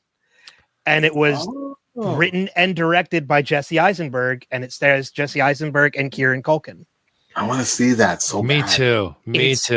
It is weirdly charming. Yeah. But very like it hits very deep at certain times because of what they're doing. They are two mismatched cousins who are reuniting and they're taking a tour of Poland. And they're going to see obviously concentration camps and things like that. So it does get very deep at times, but I don't want to spoil too much because you both said you had an interest in seeing this movie. Kieran's character is incredibly complex. Actually, no, I wouldn't even say either one of these characters are very complex. It's just the relationship between the two of them is complex because of something that has happened in their past that is making it this way. Did he deserve the Globe? Oh, yeah. Yeah, okay. I would say it was deserving. I didn't even know it won the Globe. Kieran did. No, Kieran did. He won. Oh, Kieran won. He absolutely earned it. He seems phenomenal. He is I loved him in Succession. Kieran is a treasure. Mm-hmm. He is definitely the bigger performer of the two of them. Not to take away from Jesse Eisenberg's character at all. Because Jesse Eisenberg does better when he's not expected to be the bigger performer. When he's allowed to react to the bigger performer, Jesse Eisenberg can really hum. And that's what this is. And he definitely has his moments in the movie as well, where he gets to exude. Kieran is the one that carries the bigger performance of the two of them. And the directorial style from Jesse was great as well. So, I mean, I'm a big fan of Kieran too. I mean, like I go back to like Scott Pilgrim versus the World, seeing him in that role. And now seeing him in these, more dramatic and heavy performance roles. Like, yeah, A Real Pain was. I watched it recently actually because I had a feeling it might end up in my top 5 if I watched it. And then when I watched it, when I was done, I was like, yeah, this is in my top 5. Nice. This is great. So that was my number 5. Moving on, Alex, number 4 on your list. All right. I feel kind of dirty for my number 4 because it's an absolute guilty pleasure. Is it a great movie? No. Would I recommend it to people? I don't know. Maybe. But did I love it? I sure did. And that's Gladiator 2. If you enjoyed the first Gladiator, yeah, you'll like this one. Same damn story. There are some things that I'm confused on. Did either of you guys see it? No, I did. I saw it. Okay, Ben, do you care about spoilers for this No. one? Cool. Were we supposed to know that Lucius was Maximus's son in the first movie? We knew that. Yeah, I knew that. I knew that from the trailer. No, but they that from the first movie that Maximus was Lucius's dad. When they announced the movie, that was the premise. It was going to be Maximus's son. Yeah, but I didn't realize they were going to tell us that Lucius was Maximus's son. Like, Maximus didn't seem like the type to have an affair outside of his marriage. So I don't know. That tripped me up. But you put Denzel Washington in ancient Rome with an American accent, and you just let him cook. You just let Denzel. It's going to be phenomenal. The crappy CGI aside, whatever. Mescal, he did well enough. They absolutely wasted Pedro Pascal. It was a completely boring character and a boring performance. I don't know how you can take a guy that was born as the personification of Riz and just completely erase all of his je ne sais quoi. But he was super gray, super boring. But it's a gladiator film, man. Like, take my money, please. I enjoyed it. It's my kind of popcorn flick. Yep, Gladiator 2. I'm just happy to see Pedro Pascal made it on somebody's top 5 list again, because last year he was on my top 5 for The Unbearable Weight of Massive Talent. Phenomenal movie. Which is an amazing movie with him and Nicolas Cage. It's amazing. And you talk about, you talk about Denzel being a Roman with an American accent. Isn't it funny how there are only certain actors who can get away with doing that? Denzel being one of them, and the only other one I can think of is Kevin Costner in Robin Hood. That was for need. That was for need. Robin of Locksley. Because he has no British accent. He's American. And just Alex, Joseph Quinn was my standout in that movie, man. He was super good. He was so good. Really, really good. Yeah. Joe Quinn is in that movie too? He's one of the twins. Yeah. He's one of the Ginger Emperors. Oh, I didn't know that. Yes, he does. He's phenomenal. He is phenomenal. So really whenever it comes streaming, I recommend spending money on it to see it in a Cineplex? Not necessarily, but when it comes to streaming, check it out. Does Joseph Quinn play the guitar at any point in Gladiator? He does not. No. He should. Right. Maybe the lute. The mandolin. The lute or the mandolin. Yeah. All right. Klep, moving on. Number 4 on your list. Oh, it's me already, huh? Yeah. All right. Well, no, it should have been a blockbuster, but it wasn't a blockbuster. Very disappointing in the results of this film, by the way, because it was so good, and yet no one saw this movie, and probably still have not seen this movie, and it's been available for streaming for quite some time. Transformers 1. Oh, damn. Okay. We're going to talk about it now because it is also in my top 5. Nice. It is. I will just spoil it now. It is number 3 on my list. Okay, it is criminally underrated and just not even like no one is paying attention to this movie. And this is the movie we were supposed to have before Michael Bay came in and tore our childhood out of our hearts. Hey, wait, hold on. I need to defend something about those movies. Oh God, Megan Fox? No, God, no. I know somebody personally who was in the second one. In the second one? That was me. Oh, God. Well, you should have worked harder at making these movies better, Ben. I'm going to hold you responsible. Okay. That's fine. That's fair. I mean, Bumblebee was good. I didn't mind Bumblebee. I enjoyed Bumblebee. It felt very Gen 1. But, yeah, Transformers 1, man. I didn't know what I was getting. I was a little nervous about going into this movie, and they managed to really tell a story that you will care about. They made you care about these characters that we've known for so long, and then seeing that relationship kind of turn into what it turned, like knowing what's going to happen. When you're watching it, you're like on the edge of your seat because you know it's not going to work out. This is not going to go well. And when it happens, you're like, let's go, Optimus. I was so pumped, man. I saw it twice.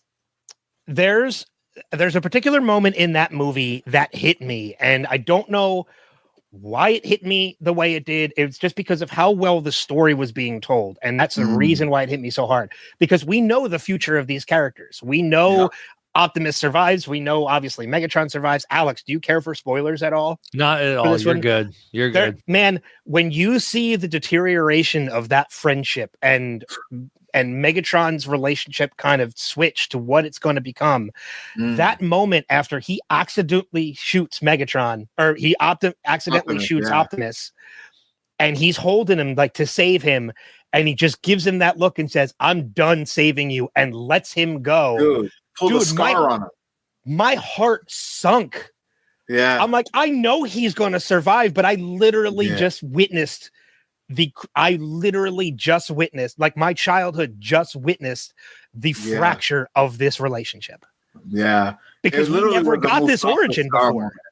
Yeah. Yeah, it was a Mufasa Scar moment, man. Like, yeah, they nailed that, man. My only gripe with the movie was I wasn't a fan of the voice cast for Megatron. I didn't like Tyree Henry as Megatron. Okay. I think he got fine. I think Brian Tyree Henry got better towards the end of the movie. Like when he became Megatron, it fit better. Yeah. But other than that, yeah.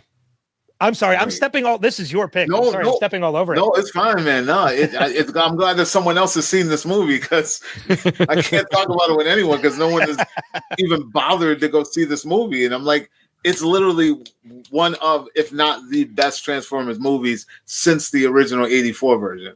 What's it streaming on? I'll give you that. Paramount. Yeah, it's on Paramount. Okay.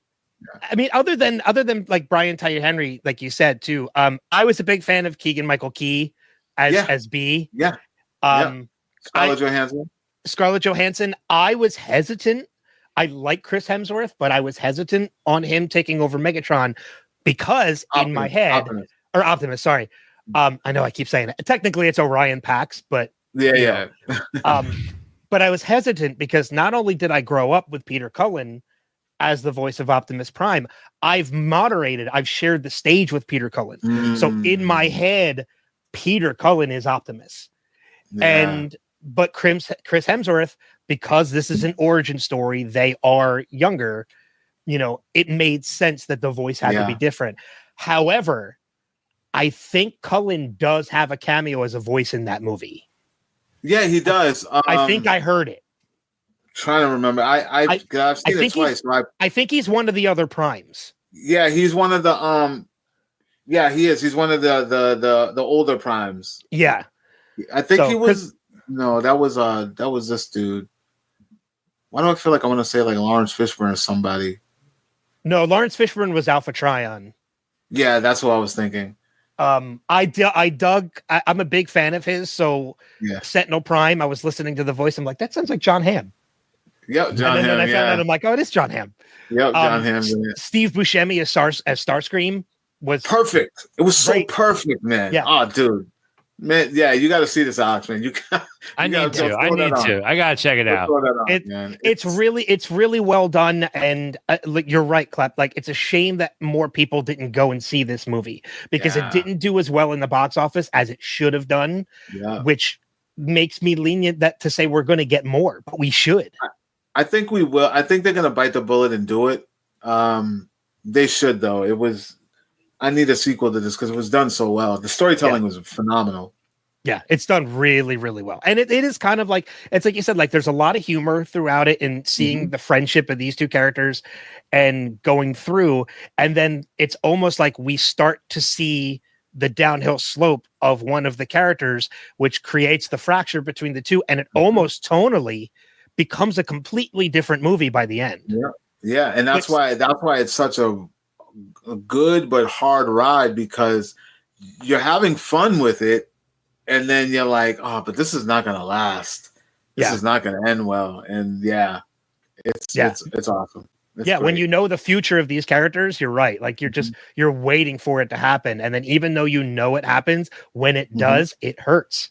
Did you see the post-credit scene, right? Oh yeah. Yeah. So Alex, make sure you watch the post-credit scene. All right. I can do that. There's a mid and a post. Yeah, watch all the way till the end. I'm good for it. All right. So, but that crap, I just did all my number 3 and I completely skipped my number 4. Well, because that was technically Klep's number 4. Yeah, that was his number 4. It was. Yeah. So you know what? So then, since I just kind of piggybacked on that too, I'll swap my 3 and 4. Because they're very easily swappable. My whole top 5 is easily swappable. So we'll just say Transformers 1 was also my number 4. I like it. Since I just kind of piggybacked on that. So now let's go into our number 3s. Alex, what have you have for number 3? All right. So I have children, 2 daughters under the age of 11, which means that statistically I am bound to see at least 2.3 Pixar movies every year. Without fail, I am destined to cry into my popcorn at least once, and this year was no exception. I have to give massive props to my number 3 movie, Inside Out 2. The Inside Out franchise is so friggin' good at initiating the conversation of what's going on with your emotions and your feelings for kids. and really giving a personification to how they interact and what they do. And I thought the depiction of anxiety that Inside Out 2 provided, like as someone that has suffered from anxiety and panic attacks, and the way that it shows it's not a villain, it's just an overcautiousness. It's you trying so hard to protect yourself that you end up paralyzing yourself. I was really, really moved by the message. And I thought it was so important to teach kids that message early on in a way that's digestible and in a way that even my 6-year-old afterwards was thinking about the complexities of human emotion and how it interacts and like was starting to understand those things. So Inside Out 2, as always, Pixar knows exactly what it's doing and they crushed it. Yeah. That is a movie that hit me particularly hard because, as you said, Alex, like as somebody you said who has suffered from anxiety, who has suffered from panic attacks, I am somebody who still suffers from anxiety and suffers from panic attacks. And as great as they as perfectly as they nailed what anxiety is through an animated character, I was like, yeah, like this is it. This is spot on.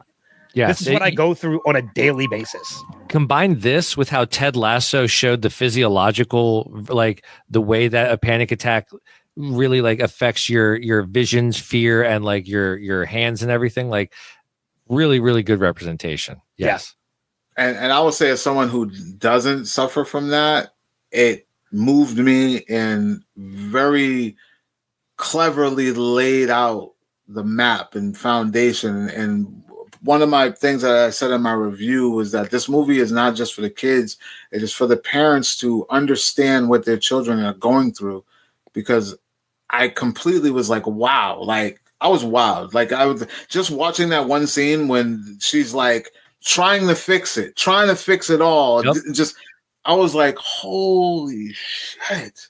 Yeah. It brought me back to high school, middle school, all those moments of like just trying to fit in or all of that. It's so powerful. Real slap in the face, like a wake up moment. Like this is it. Like, oh my God. Yeah. Just thinking about it. Yeah. Great. Yeah. No, that's a good pick. And it's one that I'm kind of ashamed I didn't even put in my honorable mentions, to be honest with you, because even though it's not in my top 5, it should be in my honorable mentions. Yeah. If for nothing else, because of the comparison to anxiety and depression that it shows. 100%. But yeah, unfortunately, I was an idiot and I didn't add it to my honorable mentions. That's okay. That's why this is a team effort. See, I could have been smart and just wrote it down and pretended like it was in my honorable mentions the whole time. But I didn't do that because I'm honest. Well, that's a good man right there. That's a good man. I purposely avoided it because I knew someone was going to say it. Yeah. Blockbusters and all that. Yeah. All right, Klep, moving on. Number 3 on your list. All right, my number 3. Listen, another one that shocked me, man. But I'm a fan of, the ones involved. The beautiful Zendaya, who I think is ready for her first Oscar. Challengers. Yeah. I do want to see that. That looks really, really good. Oh, man. Not only is it just a great film, but the soundtrack from the moment the film starts is intense and insane and just brings you right into the story. I don't even remember that those guys are the other guys that are in this movie with her. Like they are like peasants compared to Zendaya on the screen. Like she commands every scene she's in. I'm like on the edge of my seat. Like every word she's saying, I only care about her. Everybody else is just a plaything. They're just props, literally just props. This movie's fire. I want her to win everything for it, and I know she's not gonna. So, it's really a shame when that happens too, because like I've been a fan of hers for a long time as well. Like even going outside of like the Spider-Man movies, I adore The Greatest Showman, which she's in, and she's great in that too. I mean, she's good in. Yeah. It's and Challengers is a good pick. That's a really good movie. Just have you seen it, Alex? Okay, and you haven't? Have you seen it, Ben? Yeah, I've seen it. Oh yeah. So like, just to give you an idea, like they take the concept of tennis and use that to explain the relationship between 3 individuals. But it's more than just a sex thing. It's more than just an emotional thing. It's more than a mind thing. It's just the human behavior between people and their passion, their drive, in the relationships that they have when they have a plan, or it's just a real mind fuck. But it all goes back to the competition between the back and forth. Yeah. If that don't got you interested. No, I'm excited. Like everything I've read says it's amazing. Zendaya is an absolute national treasure. But I do need to see it. Yes. Yeah, it's so good. I'll tell you, Alex, that's one you have to add to your list. For sure. Yeah. Is it streaming yet anywhere? I think it is. I think it's on MGM Plus. It is? Yeah, I think so. That is one streaming service I do not shell money out for. Yeah, and I only use that to watch from. And I know you can get it through Prime. You can get MGM through Prime. Okay. Yeah, you should be able to get it through Apple or Prime. All right. I think I'm looking now. It looks like if you have Prime Video, it's on Prime. Oh, snap. Nice. Yeah, I can do that. Yep. For free? It says included with Prime. So nice. Oh, okay. Oh, yeah, you're right. It is on MGM too. Yeah, I'm about to go press play on that again because that's a good one, man. And she's very, very attractive in that movie. I can't lie. I don't know. This isn't even movies or television, but if anybody has ever seen the episode that she did with Tom Holland of Lip Sync Battle. Oh yeah, I saw that. That was a good one. Yeah. She's amazing. I love Tom's funny in that. Tom's great in that too. Yeah, yeah. Because he does Umbrella by Rihanna. Yep. So no, that's a good pick, Klep. That's a great pick. All right. So for my number 3, which was originally my number 4, but I switched them. My number 3 is a movie that did not do well in theaters. Actually, I think it's considered a bomb at this point, but I know I anticipated this movie. What did you say? Did you say Fall Guy? No, it's not Fall Guy. I still haven't seen that actually. I need to. This isn't fun. I was so anticipating of this movie because I love the director. I love the stuff he has done before. I love the person who was in the lead because I feel like he doesn't get enough starring roles. And this is one that he got and I loved it. And the trailer sold me. And then I saw the movie and I adored the movie, even though it bombed in theaters. And that's Argyle. Love me some Rockwell. Sam Rockwell is so underrated as an actor. Yeah. He needs so many more movies. But you talk about Matthew Vaughn as the director, which I love the Kingsman movies that he has done in the past as well. Kick-Ass. Like Kick-Ass, yeah. Like, and you look at the cast of, you had Henry Cavill, Sam Rockwell, Bryan Cranston, Bryce Dallas Howard, Dua Lipa. Like there's John Cena. There's so many great people in this movie. And it's over the top. It's campy. Like the action sequences are totally outrageous, just like the Kingsman movies. And I mean, there's a scene in this movie where they literally spill oil so that Bryce Dallas Howard can put skates on her boots and skate around and kill people in oil. Like it's totally ridiculous. I loved every second of this movie. Nice. And like, I was so disappointed to find out that it didn't do well in theaters and that critically it was not getting reviewed greatly because, but again, I'm also somebody like and Klep, I know you're the same way. When we go to screenings and we get to see these advanced movies and everything, we review them as people who just love watching movies. We don't review them as critics, which is why I loved it and the critics hated it. Yeah. I didn't love it. I didn't hate it. Oh, that's fine. That's totally fine. It's again, we're not saying top 5 best movies of the year. We're doing our top 5 favorites. And I loved this movie so much that I don't care if people were disappointed or not. I'm like, well, you guys just don't know what you're missing. So it's as simple as that. So it lost me with the oil ice skating. After that, I was like, I'm good. That's late in the movie, though. Yeah, I know. And then Samuel L. Jackson's in this movie too, which I forgot to mention in all the cast. Like he is great in this movie too. And I think they've even said, I think Matthew Vaughn has said like it is connected to the Kingsman universe. Yep. Nice. Yeah, there's a cameo in the post credit. That's right. There is. Yeah. So they can do more and tie them into that universe because I know That's a fun universe to play around in. Well, and Matthew Vaughn has said there is. Wait, he is still planning on doing another Kingsman movie. So Samuel L. Jackson's in this. I know. Different character. Well, okay, I would hope so. Okay, all right. Yeah, definitely not the same character from the first Kingsman movie. Yeah, although that's a great role too. It is. Oh. So I just think Argyle is a lot of fun, and anybody listening, if you haven't seen it, just give it a chance. Maybe you'll check out at the oil skating like Klep did. But that's fine. No, I will say this. It's better watching this kind of movie at home than going to the theater and experiencing it. Because I didn't hate it. I just thought that, by the time it got to that, and then they do the whole spinning. It's, come on, man. The whole smoke dance. Yeah. Like, action sequence. Yeah. They had me up until that point. I was just like, nah. That's fair. That's Matthew Vaughn, though. Like, that's what he does. Yeah. And I loved it. But yeah, Argyle was my number 3. So had to mention it at some point. Nice. All right. Back to Alex. Number 2 on your list. Number 2 was it's God's gift to fan service, especially for me, a person that has loved this character for a long time.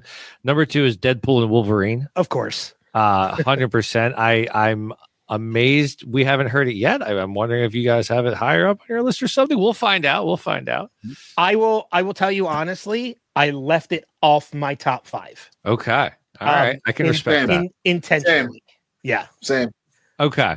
So again, the thing I love about Deadpool is it is built for fan service. You don't go into it expecting Endgame. You go into it expecting Deadpool. And to that regard, the love letter it gave to the Sony era Marvel movies and all the things that came before it was phenomenal. The underhanded joke at Ben Affleck's expense, always delightful to hear and see. Getting a Gambit I never knew I wanted until I saw it from Channing Tatum. And most importantly, seeing Hugh Jackman interacting with Wade Wilson and just seeing one of my favorite combinations on the page put onto the screen. And I can only hope it now means that we will get a Deadpool and Spider-Man, except it's the Spider-Man with Andrew Garfield. And the whole time Deadpool is bitching that it's not Tom Holland because he wanted to meet Zendaya. I mean, it just writes itself. I would watch it. I would watch it. Andrew Garfield and Wade Wilson all day long. That snark to snark combat would be phenomenal. I want to say that I didn't leave it off my list because it didn't deserve to be in the top 5. I think I left it off my list because I feel like listeners would have the feeling that it's just a given, that it was like one of my favorite movies of the year because I've talked about it a ton. It's very similar to how a couple years ago I did top 5 favorite time travel movies, and I never mentioned Back to the Future in my top 5 because that's just a given. Yep. So like I was like, well, I'm not going to take a spot away from another movie by putting Back to the Future in there because everybody knows Back to the Future would be number 1. Deadpool and Wolverine is the same exact thing. I'm a huge fan of Hugh Jackman. I love Ryan Reynolds. Seeing the two of them together was great. Cameo fest galore. Chris Evans. Oh, that flame on that moment in a room full of people, like in a theater. That moment, I will never forget the cheer in that moment. Yeah, same. So it's not to say that it doesn't deserve to be in my top 5, but I did intentionally leave it out. I get it. It's just, it's an amazing movie. I get it. Yeah, I can be the token blockbuster guy. I'm fine with that, guys. I have no problem with that. Just wait till we get to number 1. So yeah, that's fair that it was your number 2. So it's deserved. It's deserved to be in the top 5 list. It deserves to be on somebody's list for sure. That's what I'm here for. And that was another thing too. I was like, I'm sure somebody else is going to have it on their list, so I don't need to mention. But it would have been funny if all 3 of us took that perspective and like never ended up on anybody's list. That would have been good. That would have been our notables. Do you know? I can reveal this now because it didn't end up happening. But Klep, I don't know if you know about this or not. Do you know we almost had them at Rhode Island last year? Yeah, yeah. We almost had Ryan and Hugh at Rhode Island. I heard it came down to price, right? A little bit about price. Right? I think it came down to it was price, and then I think there was also a scheduling conflict with Ryan. Yeah, but I heard it's not off the table. It's not. They're still interested. Never off the table, dude. Rhode Island would explode. Not just the show, the state. The state would explode. The box office would erupt. Yeah, it'd be crazy if that ever happened. But let's move on. Klep, number 2 on your list. What do you got? I think my number 2 might have been one that is a given. I didn't realize how much I loved this. It's a franchise, of course. I didn't realize how much I loved it until I watched this one, Sonic 3. Oh, nice! Yeah, love Sonic that 3. franchise. Yeah, and then I did a rewatch before I went to go see the third one, excluding Knuckles, of course, because I thought that was probably the weakest of the franchise. And I didn't realize that there was a Keanu Easter egg in the first one. Yes, there is. Yes, there is. And I was like, holy, they've been planning this, man. This is a seed that they planted from jump. So when going into the third one, I was excited. I was like, let's see, because I love the story of the game and I wanted to see how close it was going to be. And man, did they nail this movie. Like, this, and I called out on Twitter as soon as I came out. I said, this is the nerdgasm for video game fans. And they actually reached out to me and asked to use my quote, but never used it. That sucks. I know, but I wish they would have. That would have been a quote you actually wanted to be used. Right? Right. No, I thought they nailed it. I've seen this twice. I went to the. I've seen it twice. It's good. Sonic.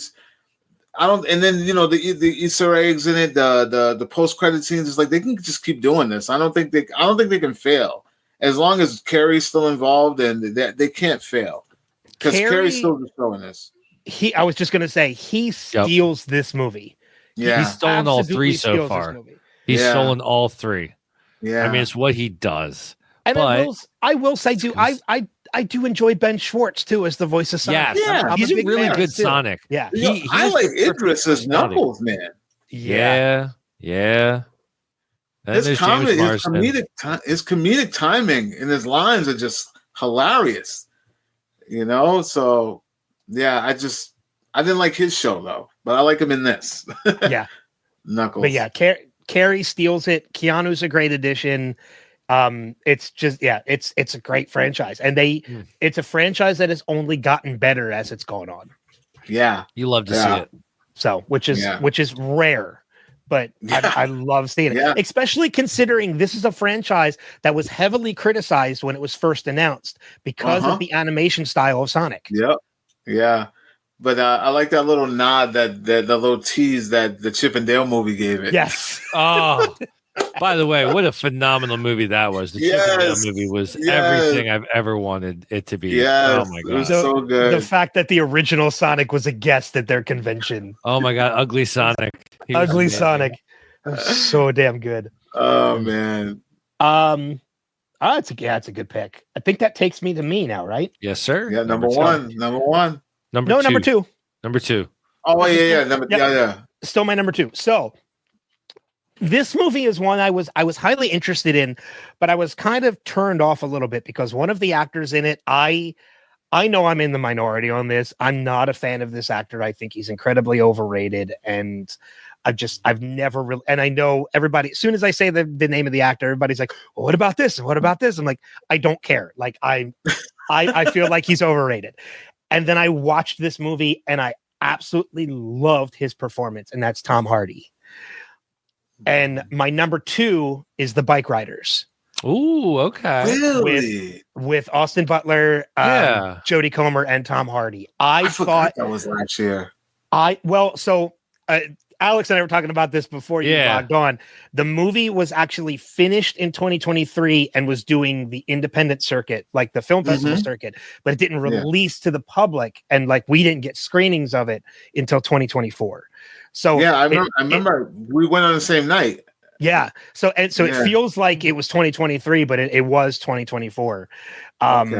I really, really, really enjoyed this movie. I thought it was something completely different than I was expecting it to be, in that it was being told there was a story that was being told by Jodie Comer's character as she was being interviewed. So the whole story was a recollection of one person's account of everything. Austin Butler, I felt like, as they gave him the title on the card, but Tom Hardy's character was so much more in this movie than Austin Butler's was. Austin Butler actually leaves the movie for a small portion of it towards the end. Like, he's off somewhere, like abandoning his wife and his kids. You know, but the fact that this is based on like a real life club that actually existed back then and still actually exists today, sadly. I just thought the storytelling was great. I thought Jodie Comer's character was great. And again, I don't like Tom Hardy. I think he's overrated. I thought he was phenomenal in this movie. I have to give him props because he was great. Yeah. And so I was a big fan of the Bike Riders. It deserved to be my number 2. I thought it was great. I thought it was a good movie. Did you see it, Alex? I did not. So I'm not really into the motorcycle culture all that much. Sons of Anarchy never really did it for me. You know, but it's got Daryl in it, so like I should, because I do love Norman Reedus. So I should check it out, and I'm sure someday, if I ever get TNT again, it will pop up on my screen. They kind of played us with the whole Norman Reedus, because you think that he's going to come in and just be Norman Reedus, and he changed them up completely in the movie. Yeah, I love it. I like it. I thought it was a great film too. And it's funny too, because like my mother has friends. My mother herself is not in the biker culture, but she has friends that are. And when I recommend this movie to her, she watched it and she recommended it to other people. And they actually came back to her and said Norman Reedus' character, they're pretty sure they know the character his character was based on. Nice. Yeah. Like, they know of that character. I'm sure Norman Reedus. He was like from like Cali or something, right? Yeah. Wasn't he the one that was supposed to be like with Hell's Angels? He was somebody his character was somebody that came from Cali to come to that group to kind of threaten that group, and then ended up just staying with that group. He never went back to California. He just ended up staying with them. Yeah. Nice. So he went to do a job and never did it. That's funny. So, but yeah, my number 2 was the Bike Riders. But that now takes us into our number 1 choices for favorite film of 2024. Alex, we're going to start with you. What is your number 1? Oh, man. So, you know, I said that I was Mr. Blockbuster, and it doesn't get much more blockbuster than this. When you think about movies that are in theaters right now, this one is by far the most popular. The movie is popular. Wicked. So I went into the movie not knowing anything at all about the film. I knew nothing about the world that they were building, any of it at all. And within the first 10 minutes, I was sold. I think Ariana Grande is one of the most underappreciated talents in media right now.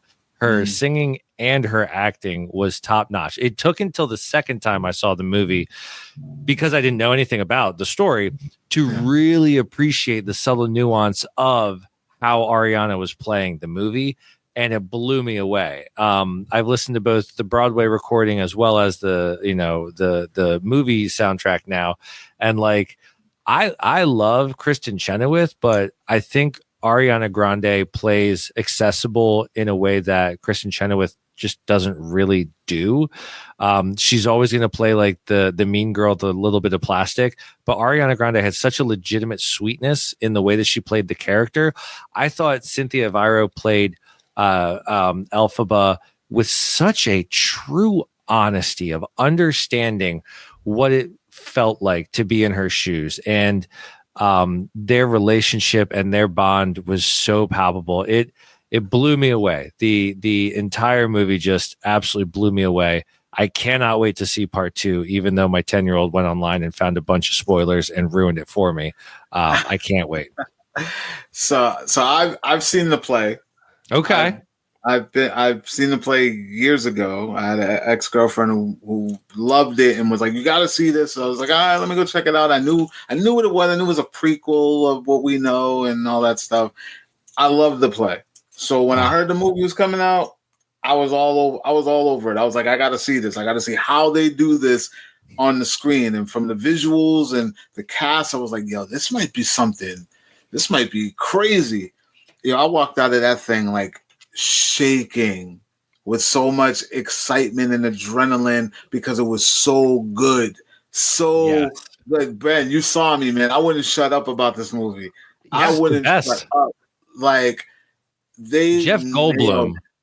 I mean, I can't wait to see more. First off, like, all right, Ben, have you seen how much do you know about part 2? So I'm gonna say this. Okay. Klep is gonna go last because Wicked is also my number 1. Okay. All right. Nice. So Klep's going to tail us out with his number 1. Love it. If it's not Wicked, which I don't think if it's Wicked, that'd be amazing. It's not Wicked, right, Klep? It's not Wicked. Okay, right. then we'll let Klep avoid the blockbusters. So we'll let Klep take us out too. So Good. then we'll go into my conversation too. So I, like you, Alex, know nothing about Wicked going into it. I had heard Defying Gravity. I had heard bits and pieces of Popular, but that was it. And the only reason I knew Defying Gravity was from Glee, because they did a rendition of it in Glee. I knew Kristen Chenoweth and Idina Menzel were the leads of the character. I knew it was supposed to be a prequel to The Wizard of Oz, and the friendship between Elphaba and Glinda, depending on what part of the film you're in, what part of the story in. So I knew nothing about it, and I was the same way. I was blown away by this movie. The visuals are amazing, especially when you find out that a lot of it is practical effects. The flowers that they're running through in the beginning, they actually planted those flowers. The wizard's head is all practical, like that. It's actually animatronic. Cynthia Viro was outstanding. I've been a fan of Ariana Grande for a while, even before this. So I was completely on board with her being cast in this movie. But after I watched the movie, I watched a lot of the behind the scenes featurettes, and to find out that this was a dream role for Cynthia Viro and Ariana Grande. Like, this was both the role they both wanted to do more than anything in the world, even before this movie was announced. And like hearing Ariana Grande talk about a story about how she got to go backstage and meet Kristen Chenoweth when she was just a kid, seeing it on Broadway. John M. Chu, this was a dream project for him, even before it was ever announced. That alone made me like invested in this movie.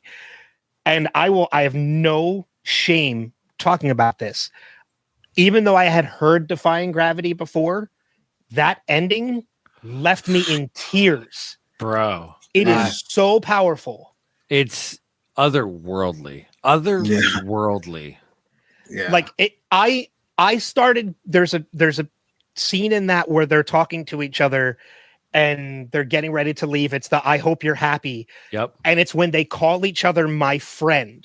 I'm like, oh God, like I'm not gonna be able to do this. For sure. And then it goes into the whole Defying Gravity and she's flying around and like that she lets out the war cry. Dude, I'm blubbering at this point. I am in tears. And I will end with this. I told my friends when they asked me what I thought, I was like, oh, it was so great. Like when I realized that the lion cub going to become the cowardly lion because how afraid it is, my friends looked at me and they're like, just wait. Just you like, wait. Just wait. Yeah. Like you've seen nothing yet. Oh yeah. I have done everything.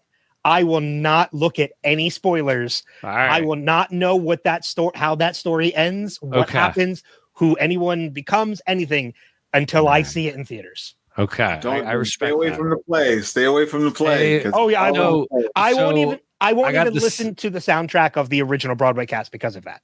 I added the soundtrack on Apple Music, but I exclusively stopped after Defying Gravity. I was like, all right, now I'm done here. I'm done here. Yeah. Because that's how it is in the play. The play it stops at Defying Gravity, and then they give you the intermission, and then they finish. Well, it's impossible to do anything after that. You literally do have to turn it off, stand up, walk around before you're ready for anything else after that song gets into your brain. Ben, what is your favorite song off that soundtrack to sing? To sing? Yes, like you're in the car driving and like one of the songs comes on. Which one do you hope it is so that you can sing along? Oh, dude, I've only watched the movie one time through, but I have watched the last 20 minutes like 7 times. For sure. For sure. That whole them being from the balloon going up into the tower till the end. I have watched that like 7 times. It's damn good. Because Defying Gravity is just such a fucking powerful song. Yep. Yeah, the way that she performs it. It's phenomenal. Oh, so good. So good.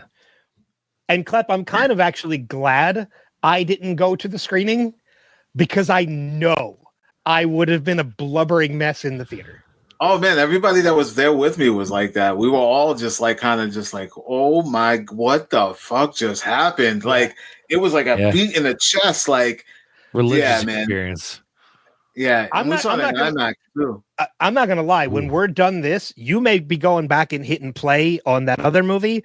I'm going back and I'm watching that last 20 minutes again. I like it. It's just because that's what it is. Sorry, Alex. I feel like I stepped all over your choice. I got out what I kind of wanted to say, especially since I'm not going to spoil part 2 for you. Yeah, please. No, although I have to say, my man. Dr. Oz. The wizard. Dr. Oz. Sorry, not Dr. Oz. Sorry, not the wizard. Dr. Oz. The wizard. Jeff Goldblum is otherworldly, like he always is. I really wanted to watch Chaos this year. I didn't get around to it, even though it got canceled. But like, put him in this role, phenomenal. I can't wait to see him in part 2. The casting was phenomenal. Yeah, I was really anxious to watch Chaos because, as you said, Jeff Goldblum is Zeus. Like, how can you go wrong with that? How do you not?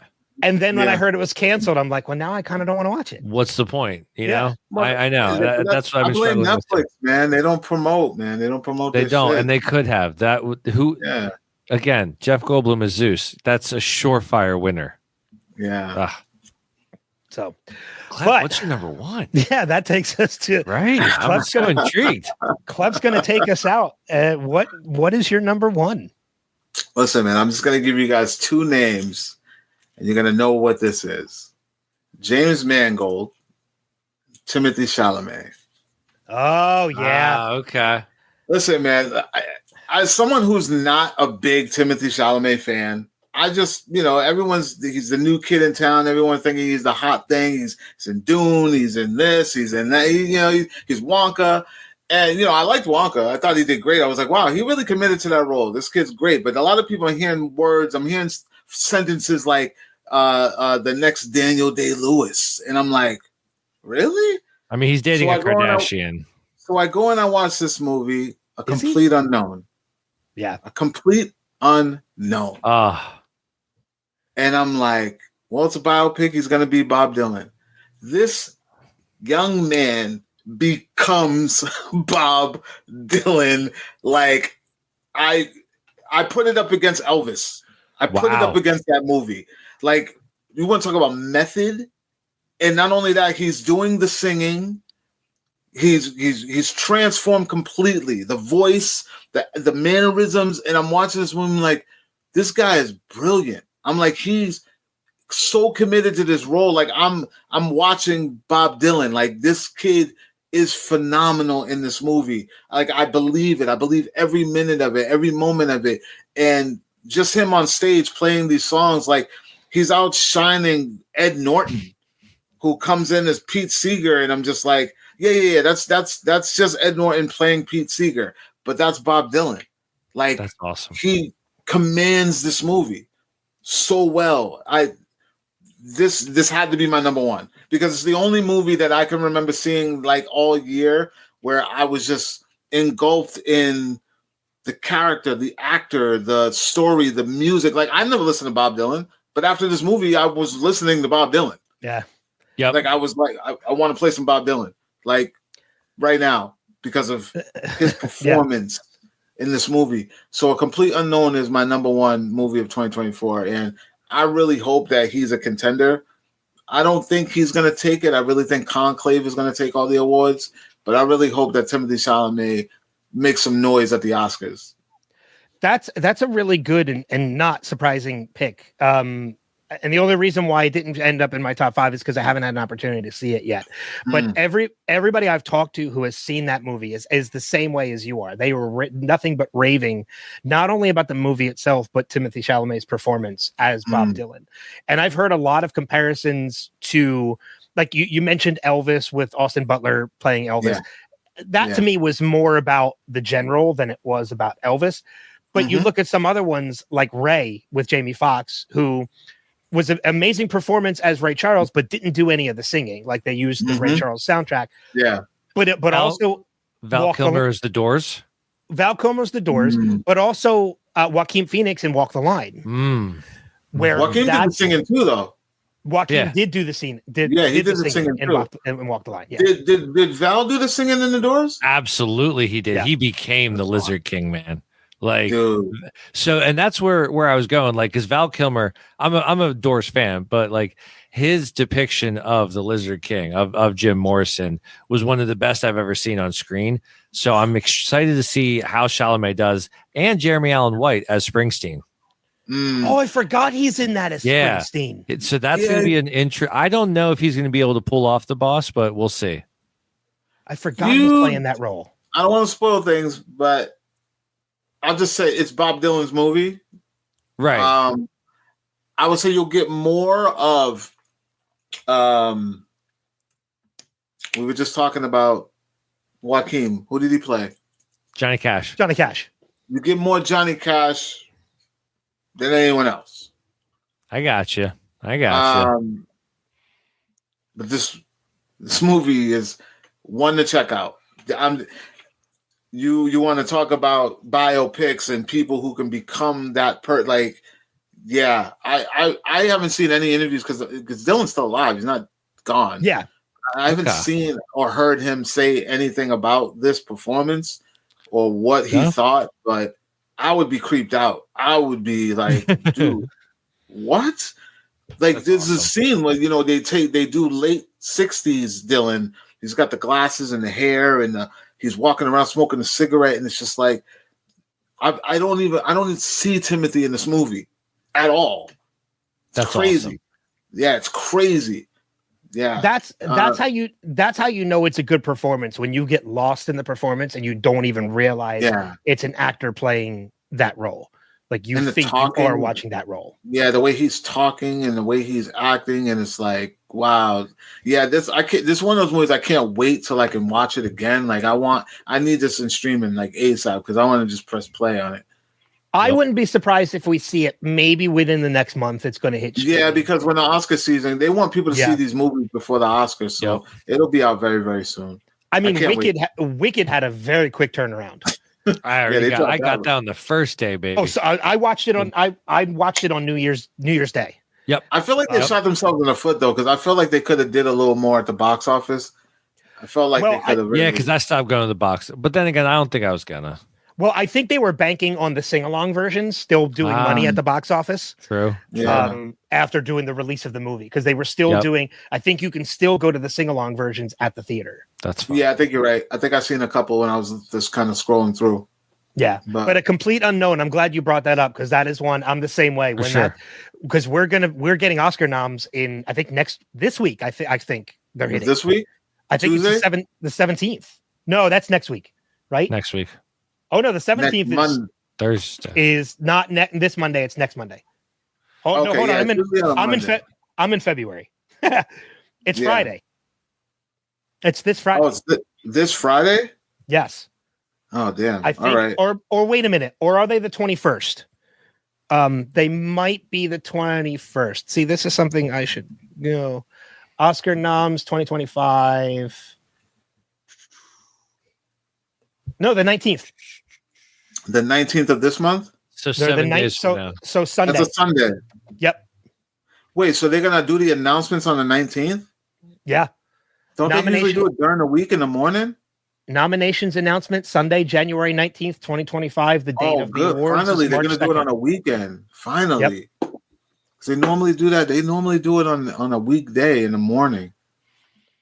So yeah, because I know it's a movie I'll see anyway, because every year I do my Oscar predictions episode too. So which Klep, you're more than welcome to come on too. Yeah, I would love to. I still got to catch up on a couple, but yeah, I'm down. Well, we still got to know what the nominations are first too. So sometimes it's already written. That's true. This is also true. You know, Wicked's going to be nominated. You know, A Complete Unknown's going to be nominated. Argyle probably not going to be nominated. Conclave nominated. Might win everything. I watched Conclave too. It's. All right. So now that we've gotten through our top fives, let's knock out a couple honorable mentions. Cool. And Alex, I'll start with you this time. What's a couple of your honorable mentions for the year?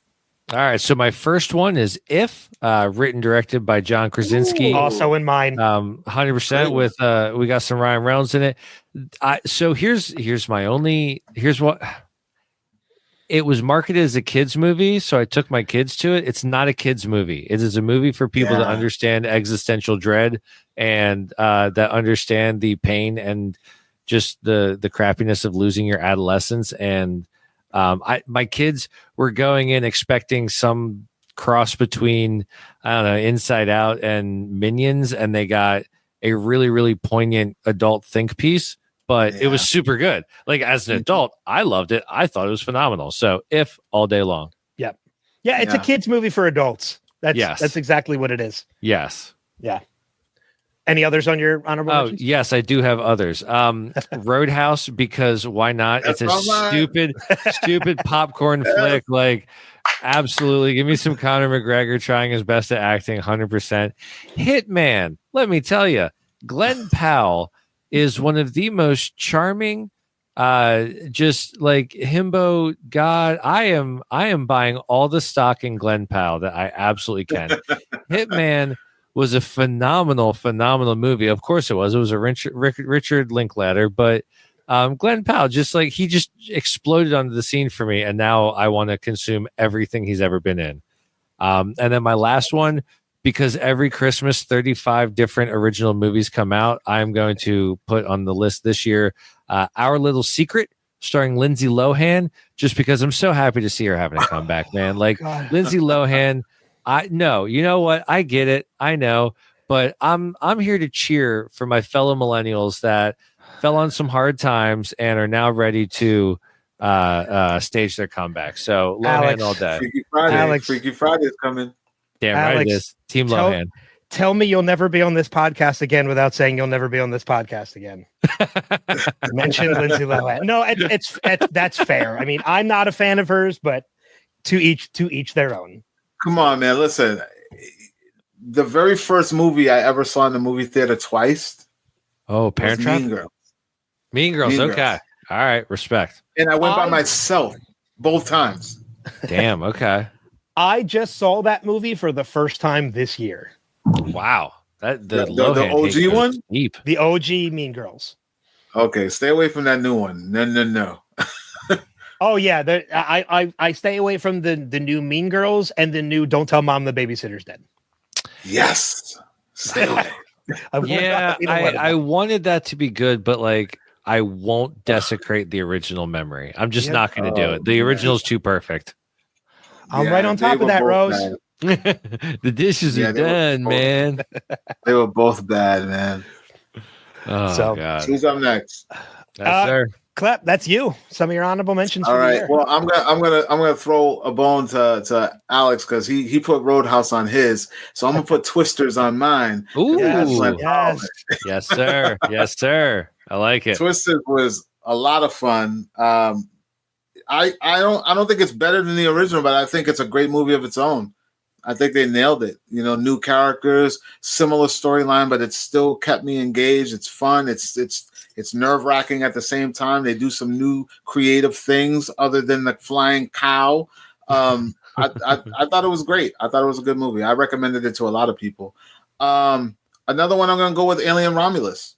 Ooh, yes, nice. Yes. So I felt like that was a sleeper, even though people appreciated it, those who saw it, but not enough people saw it. My third one I'm going to go with is totally left field. But when we talk about movies that just stick with you and it's totally ridiculous, Y2K. Ooh, okay. Let me set up how I saw this movie, right?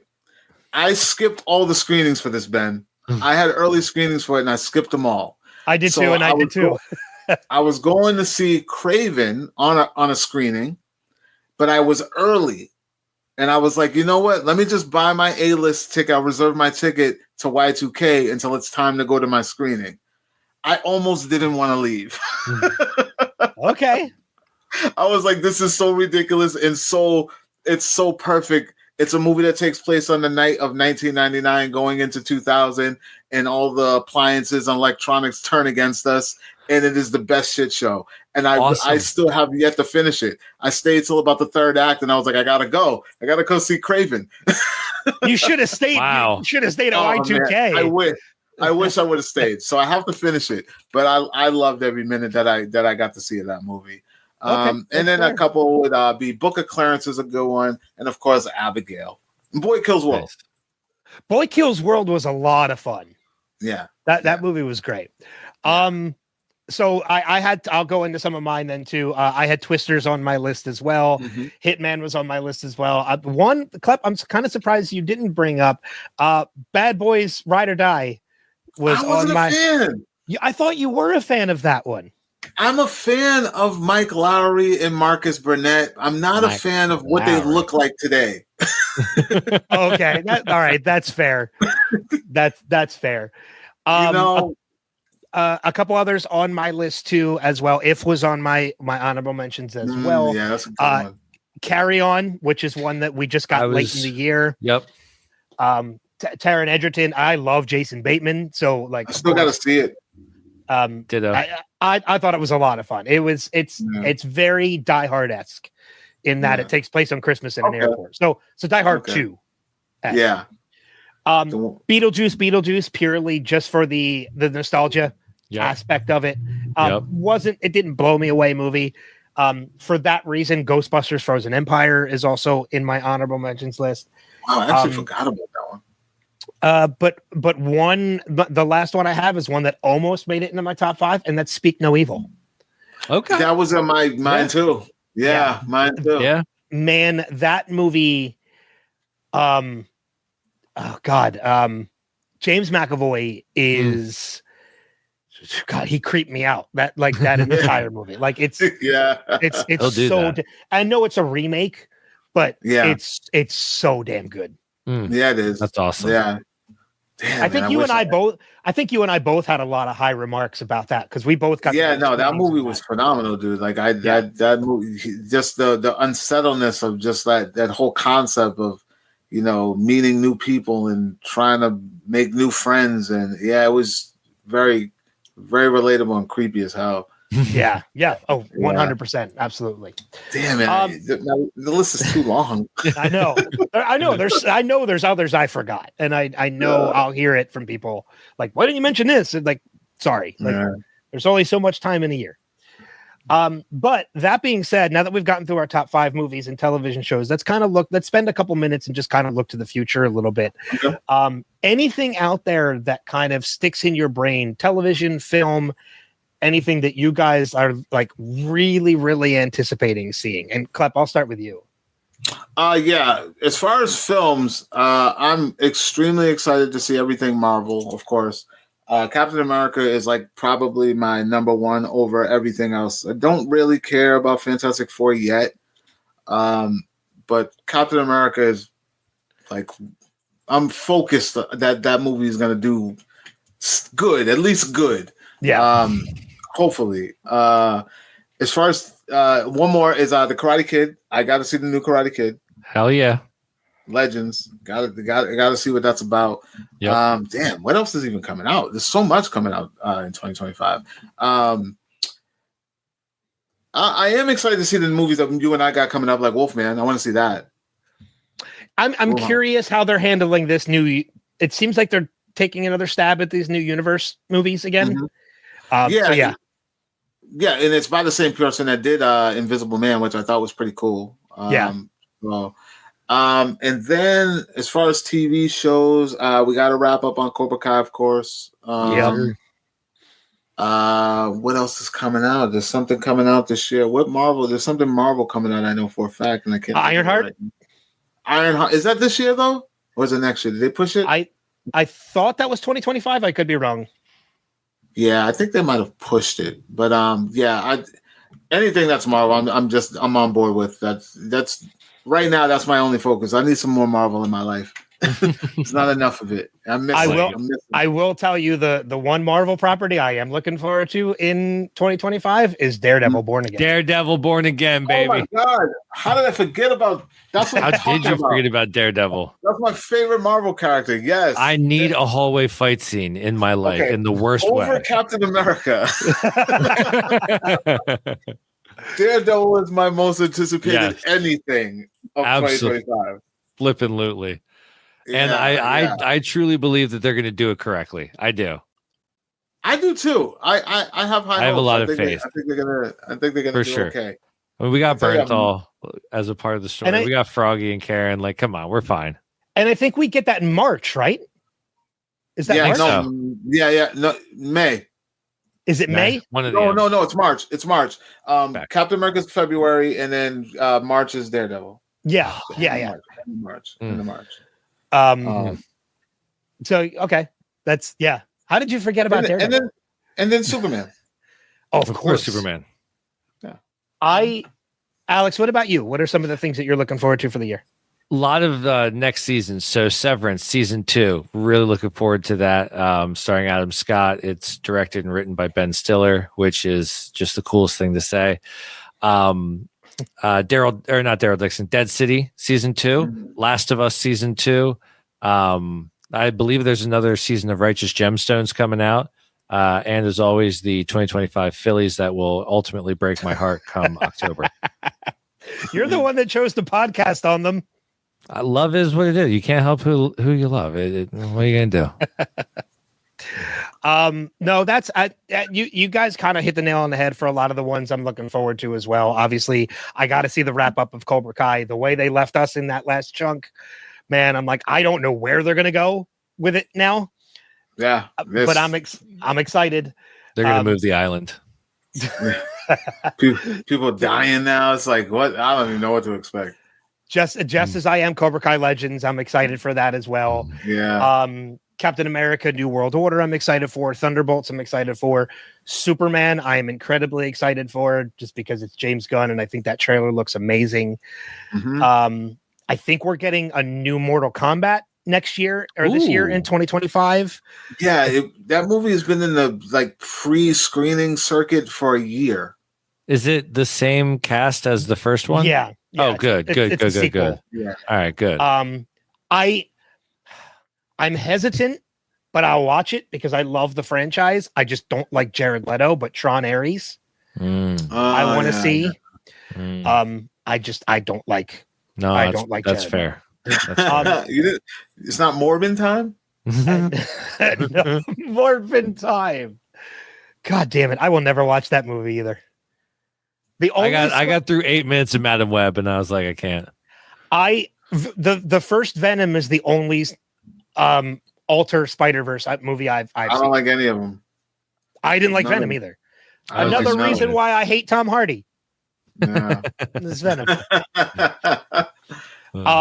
And the Fantastic Four, I'm anticipating Pedro, but I'm very, very hestant because of the last 2 times they tried to make these movies. I know it's a completely different production studio. It's not 20th Century Fox this time. It's Marvel taking the reins, which gives me hope, but I still need to see at the very least the trailer. That's why I'm not with it. I think that's why I'm not with it. Yeah. And the only other movie I'm really, really looking forward to, and I'm excited because, as I mentioned, I have a screening of it coming up in February, is Love Hurts, which is the new Ke Huy Quan movie. That one looks really fun. And I'm sold on Ke Huy Quan ever since Everything Everywhere All at Once. Yeah. All day. Yes. Anything he does, I will watch. I've been sold since Goonies. Well, that too. Facts. Since Indiana Jones. Touche. That was first. Dude, I bawled like a baby when he won the Oscar. That was a good moment. Yeah, it was a beautiful moment. Real good moment. Yeah, beautiful moment. I've admitted to a lot of times I've cried on this episode. It's you know what? 2024 will do that to you. Yeah, that's true. Oh crap! How to Train Your Dragon live action. Oh my gosh! Heck yeah! Is another one I'm excited for. So you are excited? Oh, dude, I love. Okay, I know you love it, but I didn't know if that meant you were leery or, Oh, I'm going into it with like a hesitation, just like I would anything, but I'm excited. Nice. Because I think the teaser we got looks good. Looks very good. Yeah. No ugly Sonics. No ugly Sonics. Before we get out of here, I want to give you guys an opportunity to plug away anything that you guys have, anything you guys have coming up, your platforms, anything like that. Alex, I'll start with you. Where can people find you? What have you got going on? Thanks, Ben. You can follow me at the Chasin Podcast, found wherever podcasts are found. We are a little cheeky, a little irreverent, but always unqualified. Danny Gerb and I sit down and talk the Philadelphia Phillies, and honestly, more often than not, a whole lot of life. You can also check out our sister show, Quit Chasing After Dark, where we ditch the Phillies and just talk about a whole lot of whatever the heck we want. So join us at Quit Chasing. You can follow us on any social media entity at Quit Chasing. And follow, and tell 2 friends. There you go. Klep, how about you? What do you got going on? Where can people find you? Listen, you guys can see me talking about movies, attending junkets, and talking to stars and directors that you know and love. At wearecritics.com. That's critics with an X. As you see the CX behind me, that's critics with an X. Or you can look me up at Klep CX. Everywhere, all social media platforms. I like to keep it simple for you guys so you can find me. Klep CX everywhere. And if you see me at a con, come up and say what's up. You'll see me next to Ben at all the other reality events and then some. San Diego, New York. I'm everywhere. So yeah.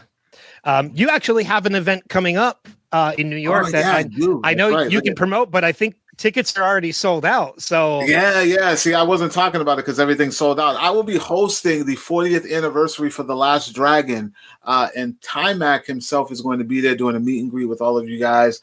He's going to be sitting with me, and we're going to talk on stage right after the movie. Also, the promoter of the show, Cyrus Alexander, he's promoting this new short film that he did titled Year the Rat, and I'm going to be interviewing his cast and him as well right after their movie as well. But make sure you guys, if you got your tickets, I'll see you there because it's sold out, so you can't get tickets to come see me. But that's where I'll be March 22nd in New York City, ladies and gentlemen. So yeah, that's awesome. That's a great opportunity. I'm excited that you got the chance. Thank you. Yeah, man. I might have to get you on the press list, man. You gotta come out, man. Please, dude. If you get me on the press list, I will be there. Okay, so done. I will 100% come up to New York and go to the show. Done. So perfect. And I will little plug to Altered Reality, which is the shows that Klep and I both work. We're gearing up for our new show season. We've got Rhode Island Anime Con, Terror Con, Colorado Springs Comic Con, and of course Rhode Island Comic Con coming up at the end of the year. If you want to see Klep in action and you want to check out any of the other panels that we've done at Rhode Island Comic Con, they're all available. Most of them we're still uploading, but most of them are available now. Just go to our YouTube page, just search Altered Reality Entertainment on YouTube, and you can find all the panels there to watch. And make sure you like and subscribe while you're there as well. Klep's panel with Patty Guggenheim and Tatiana Maslany from She-Hulk was just recently added, so you can go and check that out, as well as my panel with John Cleese, which was an amazing opportunity, and so many other panels that we did. As for Wilhelm, new episodes are coming. This is the first one of the year. We got a lot more in store, more interviews, more top fives. We're going to do some more debates, things like that.